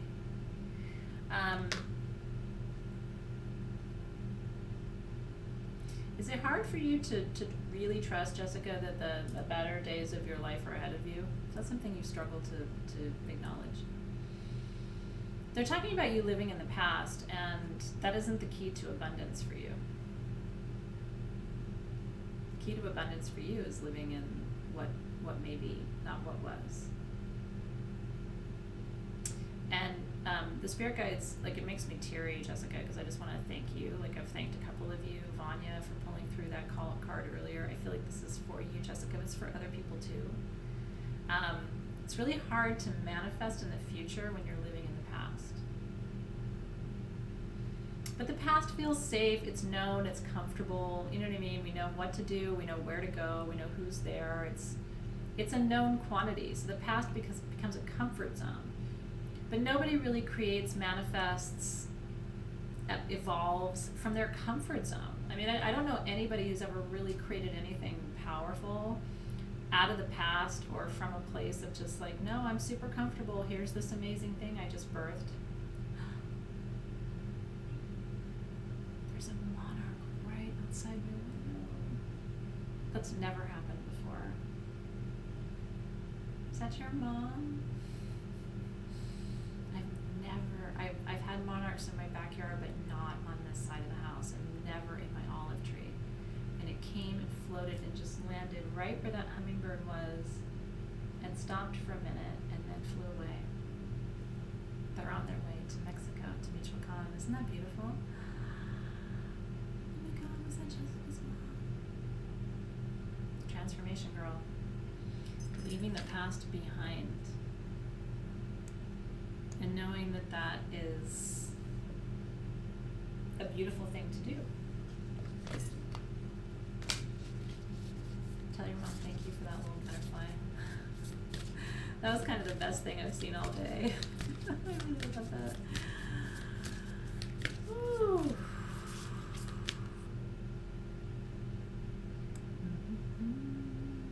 back in the feed. All right, Stephanie Ann, she says, I've been being lied to by my partner about something for our entire relationship, trying to handle with grace, but just found out this morning. Why now, and can we make it through?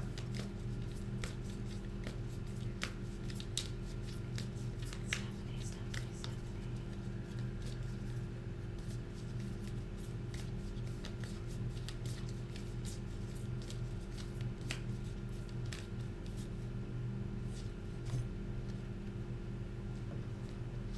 Different way to look at the situation.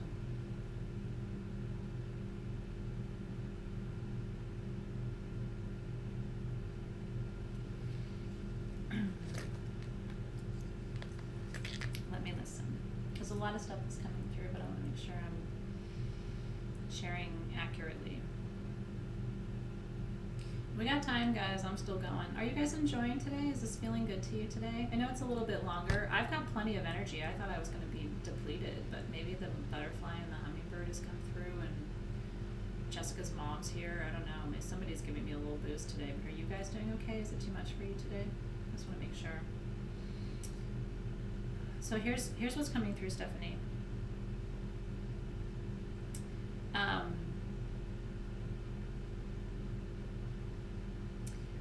When we learn something, right? When something is revealed to us that we didn't know before.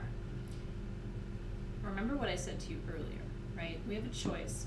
When we attach value to things, right? Like, this is right, this is wrong. I was lied to, I was this, you know, or like, you can look at it different ways. And I'm not saying it's a good thing to lie to anybody, right?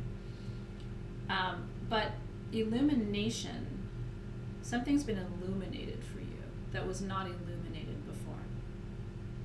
If you take a step back and look at it that way, you take the edge off of it so that you can explore it from a place of deeper clarity. Okay, so something has become clear to you that was not clear to you before. Every relationship, in my opinion, my personal opinion, can be healed. Every relationship can be healed.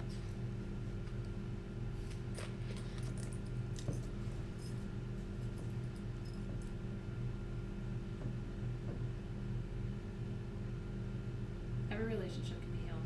I've never seen a relationship that can't survive some kind of illumination. And a lot of what I share with you in these readings, my own perspective, and I'm sharing my own perspective right now, I've learned a lot by doing what I do for the last decade. A lot. Okay. And my own perspective has changed over time because of what I've seen and been shown through the spirit work that I do. It all comes down to whether you want to heal your relationship or not. When people lie to us about something, a lot of times it's because they don't feel like they can tell the truth. And that's not our fault. Do you know what I mean? Like if someone lies to me and then I find out that they lied, I don't have to look and say, well, that's my fault. I didn't make it possible for them to be honest with me, right?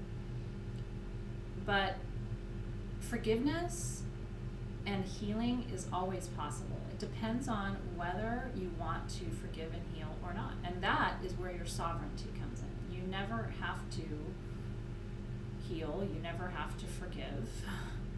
You don't have to. That is your right. That is your sovereignty. And I would never tell you, oh, you should forgive or you should heal. But the reason I'm saying this to you, and I'm going to listen to Spirit in a second, see what Spirit's saying to you. Some of the most powerful relationships in my life have gone through moments of challenge where there's been dishonesty on one side or another. And it does become an issue of trust, but again, if you get to a place of clean relationship, and I want to talk about what that means for a second, okay? We talked about this a lot more last year than we have this year, and part of me feels like that's a miss on my part because it's sort of a core concept, you know what I mean? My goal with everybody in my life is to be in clean relationship, meaning you know where you stand and I know where I stand. And you can tell me the truth. I may not like it, but I can hold it. And I can tell you the truth, and you may not like it, but you can hold it. That's a clean relationship. If it isn't that, it doesn't really have the potential to be a powerful relationship. So if you can get to a place of clean relationship, that's where trust happens. That's where trust is born. It's where it thrives. And it's uncomfortable sometimes to say, I gotta tell you something, you're not gonna like it, but I wanna be in clean relationship with you, so here it goes, right? What Spirit is saying, Stephanie, is this is a turning point for you. And so, but this also feels like a very important and significant relationship to you. And so, you need to now ask yourself, what do you want? If it's possible to live in a clean relationship with this person, is that your desire? And if so, can you express that, and can it be received? And are you open, right? So she says, I can understand why he didn't tell me. What I'm struggling with is, how do I trust now? I'm human, I'm going to question things. Of course you are. Of course you are. So question them. I mean, what we tend to do as human beings, which is why more than half of marriages fail, is we say, okay, I'm not saying this about your relationship, Stephanie, but I'm saying this about humans in general. Okay, oh, I love you, I do, let's be together forever. Oh, wait, you fucked up? Okay, bye, here's the paper, I want to never see you again. Like, we just, as humans, we have this, like, from a spiritual perspective, it's almost odd. It's like, wait, we have a soul contract, right? You're here to learn with that person is here to learn with you, but the level of candor that has to exist to move back to a place of trust has to come through these conversations of like, look, you're human, I'm human. You fucked up, I'm gonna fuck up. But I'd like to be in a clean relationship with you. So here's what that requires. It requires that we're honest with each other, we know what the ground rules are, and because my trust has been violated, I'm going to question everything for a while. Not because I think you're a bad person or because of anything else, but just because I'm going to have to now get back to a place of feeling like I'm in a place of trust. And if you want to be in a clean relationship with me, you're going to completely accept that. You're going to be like, no, I want you to. I want you to ask. I know you're going to be concerned. I'm sorry. What can I do to rebuild this trust with you, right? But instead, what most humans do is go, nope, forget it, this is too hard, bye, done. And then what we can end up doing is getting into another relationship where the same thing happens again, because, you know what I mean? I don't know if any of this is making sense to you, but I've just noticed this in most relationships. In most relationships, at some point, trust breaks down, desire breaks down, passion breaks down, and all of that breaks down. And it becomes an issue of, do you want to do this cosmic work with this person? Are they worth it? Are you worth it? Are you ready? Are they ready? You know? And I'm somebody who likes to put cards on the table. Like, look, you fucked up. Now for a while, I'm not going to trust you. So I'm going to ask a lot of questions. But you know what? I love you, and I want to be in a clean relationship with you. Here's what that looks like for me. A, B, C, D, E, F, G, H, I, J, K, L, M, N, O, P. And all of those things are going to have to be here, right? So up to you. But I'm a fan of this because I have just learned that sometimes these patterns can repeat themselves. I hope that's helpful for you.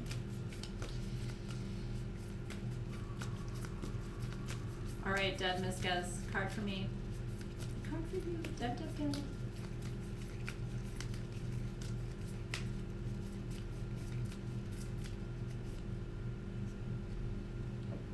Purification.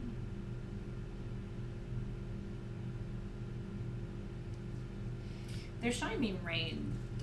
It's an interesting little metaphor. Yeah. Showing me rain. Water, energy. This is a time of emotional healing for you, Deb. For a lot of you, it is, right? And so let that water come through and purify and wash clean, because the result will be sunshine and flowers. Have you been crying? A little bit? It's okay to cry.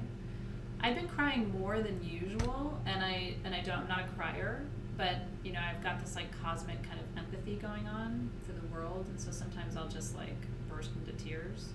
Maybe it's hormonal, but I kind of let it come and go. Let the purification happen. They're talking about hydration too, like almost like you needing to bring water energy, not just like through tears and stuff, but by drinking more water too. Feels like an internal and an external purification. I love you too, Stephanie. And you know what? Here's the thing. When we talk about relationship stuff, one of the things I really appreciate is you guys are so candid here, and you know this is a tight container, right? Anything you share here never leaves the container. Nothing I will never share. Nobody here is going to share. You've got people around you who trust you and love you, and you can trust and love too. Whatever you decide to do in your life, I will never judge you. I give you some of these things for consideration because I've seen all sides of it, and I've seen how people will run and flee from a relationship only to find themselves in the same position a few years later. And then later on say, you know, if I had known I was going to have to do all this work with somebody else, I would have just stayed where I was and done it with him or done it with her or done it with them. You know, it's like I wouldn't have created a whole new cosmic cauldron of, you know, a new soup to have to, you know, stew in. So I put this out there because sometimes it's worth healing where you are, and sometimes it's not. And only you know that. Only you know that. But thank you for laying it down here. It is a safe place, and I will never judge you. I'll give you guidance, but then where you go from there is completely up to you. Pink Barrel is Morgan.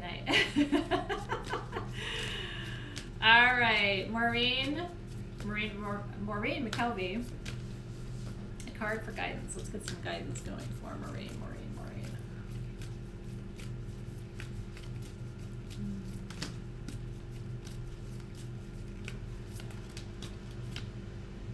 Wonders. That's a pretty card, isn't it? It's got a crystal through some kind of magics. It says, just around the corner, an exciting possibility is waiting for you. Wonders will be abounding in your life. Oh, I like this, Maureen. Sometimes they won't be apparent at first. Nevertheless, there they are. The more you see them and embrace them, the more these possibilities will grow in magnitude. Celebrate and cherish even the smallest wonders, no matter how tiny. Let go of expectations. Little wonders, noticing little wonders in your life creates bigger wonders. So that feels good. New doors opening. The spirit guides are showing me doors opening ahead of you, Maureen. So if you've been feeling stuck or discouraged, hang on. Very important. All right, Jillian Swope said any support or direction will be appreciated. Jillian.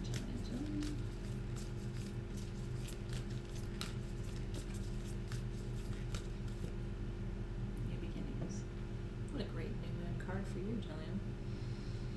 Because this whole, 48-hour period is about new beginnings, right? New beginnings, fresh start.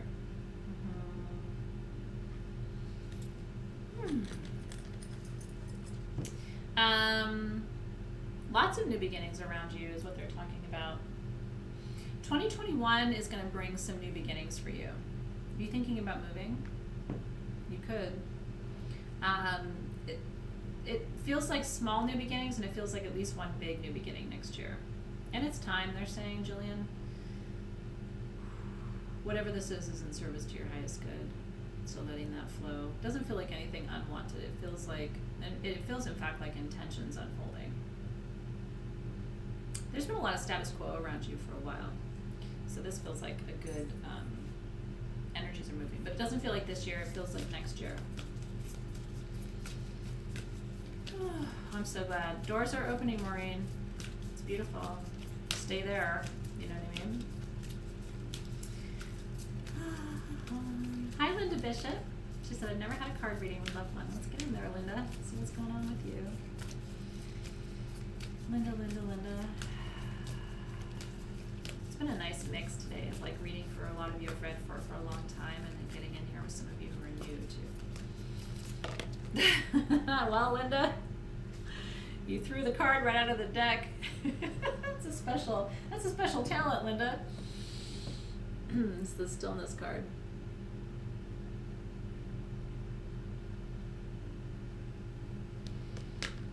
They're asking me to pull a second card.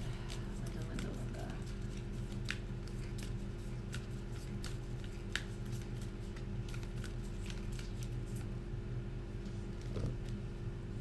Because stillness will lead to inner peace. One creature on top of the water, one creature within it.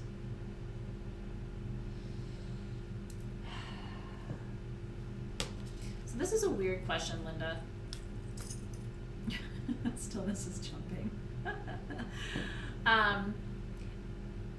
They're actually showing me you, Linda, in, I think it must be a past life, because they're showing me you in like an ashram or a convent. I know this is weird. Sometimes they show me these things. It feels past life.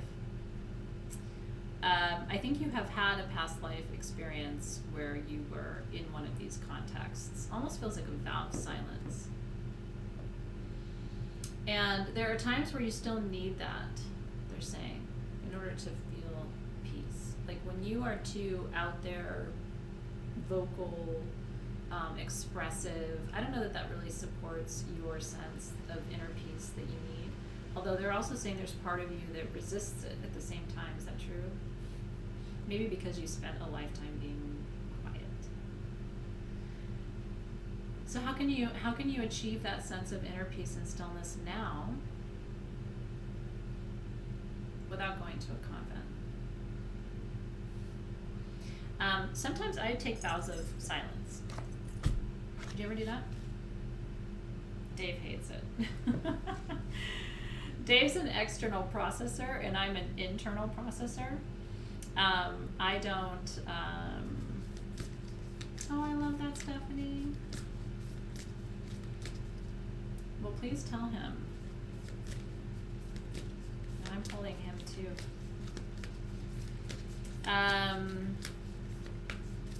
I take vows of silence, and it drives Dave crazy because I'm an internal processor, and so I cannot solve my problems by talking to you about them. That's why even though I talk to a therapist, I've had somebody in a therapy type role in my life since I was in my 20s because I just think it's a good practice. There are times where what I ask them to do is just sit in silence with me. Because I like them energetically to be there, but I can't actually sometimes process externally. All of my processing happens internally, so I go very quiet. And I find that that's how I rejuvenate. Well, my partner is an external processor. He wants to talk all of it out in detail. Well, that's not how I roll, right? So, yeah, so Linda's an internal processor. So part of it is honoring and acknowledging that this is a period where you need that stillness in order to then be effective externally later too. All right, Grace Night Sky, new moon guidance. Let's get in there. Grace, Grace, Grace.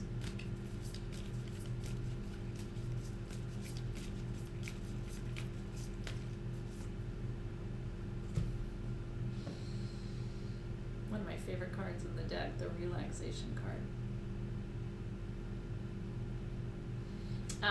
One of the things that makes me laugh about the way we talk about relaxation in modern times is that, like, I don't actually find this relaxing.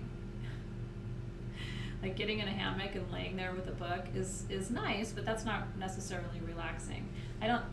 Conversely from what I just said, I don't think you actually have to be still to relax. I think you can relax while gardening. I think you can relax while taking a walk. I think you can relax while you're doing the dishes. I cook. When I cook, I get very relaxed. And when I wash dishes, I get very relaxed. So I think this is a call for you, Grace, to try and relax, but maybe finding some unconventional ways or trying something new, especially if you struggle with relaxation. That feels important for you. My grandfather, yes, he did return from the war. He was never the same. Yeah. It broke my grandfather's heart that my grandfather, making wine was everything to him. He had a vineyard and a little shop where he sold the olive oil that they made and the wine that they pressed, and my grandmother helped him with that. And when he came back from the war and the family wasn't there anymore and it had all been destroyed by the Turks in the war, my grandfather never recovered from it. And my grandmother never really spoke again. She was quiet until she died. That's war, Hi, Dasha Baum. She said I would love my first reading today. Here we go. Let's go in there for Dasha. Dasha, Dasha, Dasha.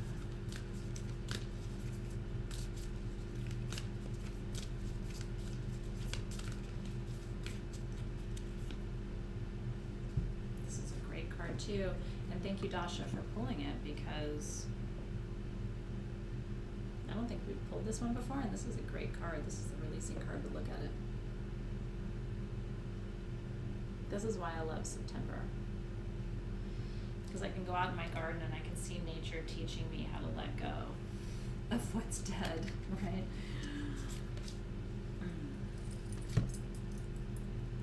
So Dasha, I feel like that's what this energy of this card is about for you. What do you need to let go of in order to move forward? They're talking about a lightness of being, Dasha. Do you know what this is about? Like, you need to be lighter. It's been heavy, yeah? Your energy feels like a tree that still has all of its dead leaves on it. And I just want to, like, shake it and get all those leaves off. So here's a question from them. What can you let go of today that will lighten your load? Could be a lot of different things. It could be fear, it could be expectations of yourself, it could be judgment, it could be, sadness or grief from the past. Is there another monarch out there? Is Jessica's mom coming back? Yeah, so how do we let that go? You know what you need, Dasha? You need a rattle. Where's my sistrum? I put it away already. I'll rattle a little bit tonight for you, Dasha. Yeah? Let it go. And it literally is as simple as just move the, you can physically go through your field. Remember that I know it's hard to explain to you. I'm going to move back a little bit so you can see. And I know you guys want readings, but, like, this is good for all of you, so Your energy field, like if I could show it to you, is 12 inches around your whole body. And it literally is an echo of where you are. So if you were to imagine 12 inches all around me, and it's like a web, it's like a net, okay? And you can pull it. It's very hard to describe, but it is like a spider's web, and it's all around you. And so things get caught in it, right? When people send thoughts and send energy, and that's why we use certain herbs like myrrh and copal and white sage and palo santo, because the smoke of all that clears the web out.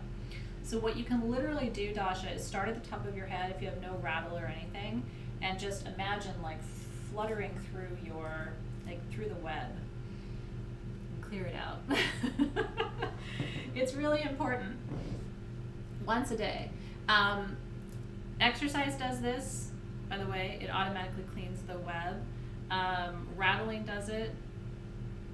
There's like 2 hummingbirds in the tree outside. I keep getting distracted. I should probably put a curtain there, but then I would miss all the cutie pies who come around.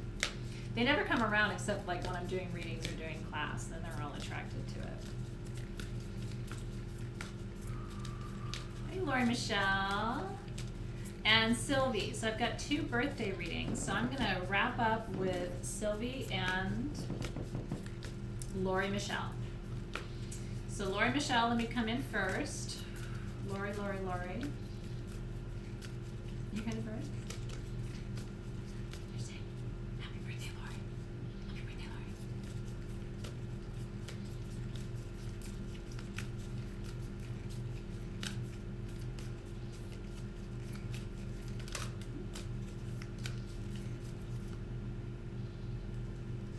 Stand still. That's been a theme for today too, isn't it?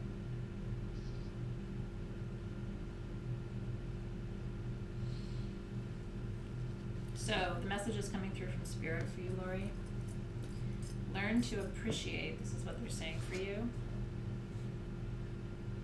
Learn to appreciate the medicine of every moment. Does that make sense to you? Even the standstill moments have medicine for you. Beautiful. You're very welcome, Sharon Wesleyan. I see you, the big full heart.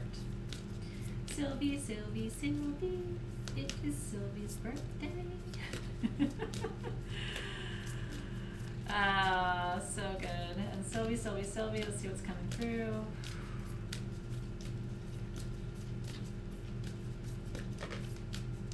And a card jumped out. This is a good one. Isn't that a beautiful card for security?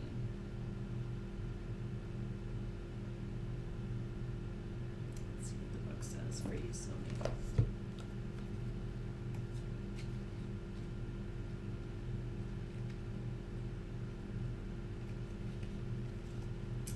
You are safe and protected. No matter what is occurring in your life, you are in safe hands. Those in the realm of spirit are watching over you. You can relax and let go. Once you've taken measures to protect yourself and those you love, such as making sure everyone has their seatbelt on, then just let it go. If you have been hyper-vigilant, take a break and relax and just know that all is well. You can turn it all over to the Creator. You know what came through for me just now from them? And I've shared this with you before. I think when my teacher, she's one of my oldest teachers, said this to me a long time ago, and she says it to me every time I talk to her, which is about once a year. It just always rings true. She always says, God's either real or God's not. And if God's real, then let it go. And if God's not, then you have more problems than you'll be able to manage. You know, it's like, you either have faith or you don't. It's not like you're not kind of pregnant. You know what I mean? Like, I kind of have faith? How do you kind of have faith? So I think maybe for this year ahead, choose to just have faith and let it go. One of the guiding principles of my life, to share this with you before I let you go, because I got to prep for a class which starts at 5. one of the guiding principles in my life is, and maybe it'll be helpful for you too, when I start to find myself worrying or getting anxious, I don't want to look back on my life and feel like I wasted big chunks of it worrying about things that didn't happen. You know, we've talked about not rehearsing trauma, right? And I think that's really important wisdom for this time on our planet right now. You don't want to look back and think, wow, I spent a whole year worrying about something, thinking about something, and it never happened, and now I can't get that time back. 'Cause time is so precious. I mean, ultimately, it's the most important resource that we have, right? And it's a non-renewable resource, time. Almost everything else is renewable except for time, right? So, yeah, it's very beautiful and true, Lisa. She said, I love resting in faith. Like, rest in that faith and let the rest go, because you cannot get that time back. And the universe really does have your back. I mean, it lets you go. The universe is like a loving parent. It lets you go and do, and it gives you free will, and it kind of monitors you. But it does yank your cord a little bit when you go too far. You know what I mean? And it does give you intuition and things to help you anticipate challenges in your life. But if I always say this, I could choose to spend all day, every day worried about my health, for example, right? I mean, I have health challenges. I could worry about them all day, every day. I choose never to worry about them. Now you could say that's irresponsible, but my assumption is my health is great. So I just moved from that place of assumption. To our point last night, right? Like, at some point, you're going to have to work not just on your beliefs and your hopes, but on what you assume to be true, because the assumptions are what are actually operating your computer. Your beliefs and your hopes are not operating your computer. Your assumptions are. Yeah? It is absolutely the ultimate form of liberation. So I want to thank you. It was beautiful. I can't believe we did actually make it through 2 hours. And I still have plenty of energy to go, which is great. I credit you with that, so thank you for bringing all your super juice to this conversation. It was a really beautiful session. I loved every minute of being with you today. And I have a fun journey for us tonight. We were going to be doing our Aztec healing ceremony tonight, but you don't have your tools yet, so we're doing that next week. All of your tools have shipped, so everybody who got tools, I didn't want to do the Aztec healing ceremony until your tools were in your hands, because the tools are important. Not that you can't work with what you have, but if you order tools, you should have them for that. It's one of the most important sessions of the month. So I'm really looking forward to tonight. So we're doing our journey, with Cote Liquet. I'm going to be teaching you about her and introducing you to her and journeying with her tonight. And then next week we will do both crafting and we will do the Aztec healing ceremony when I see you next time. So thanks for being there, you guys. I'm so glad I was able to get to as many of you as I could. And those of you I didn't get to directly, I got to you indirectly. A lot of those messages that came through, even if it wasn't attached to your name, I think it was still attached to your energy. So hopefully there was something useful in our conversation today that resonated with you. Mwah. Thank you to spirit guides. Thanks to your spirit guides. Continue to ask for wisdom to come through tonight in dream time. And I will see you in about 30 minutes. We'll start just a few minutes after the top of the hour, probably between 5:05 and 5:10 for our journey for the month. And I'll see you then. And thank you, Alexis, for moderating this lengthy session too. I appreciate it.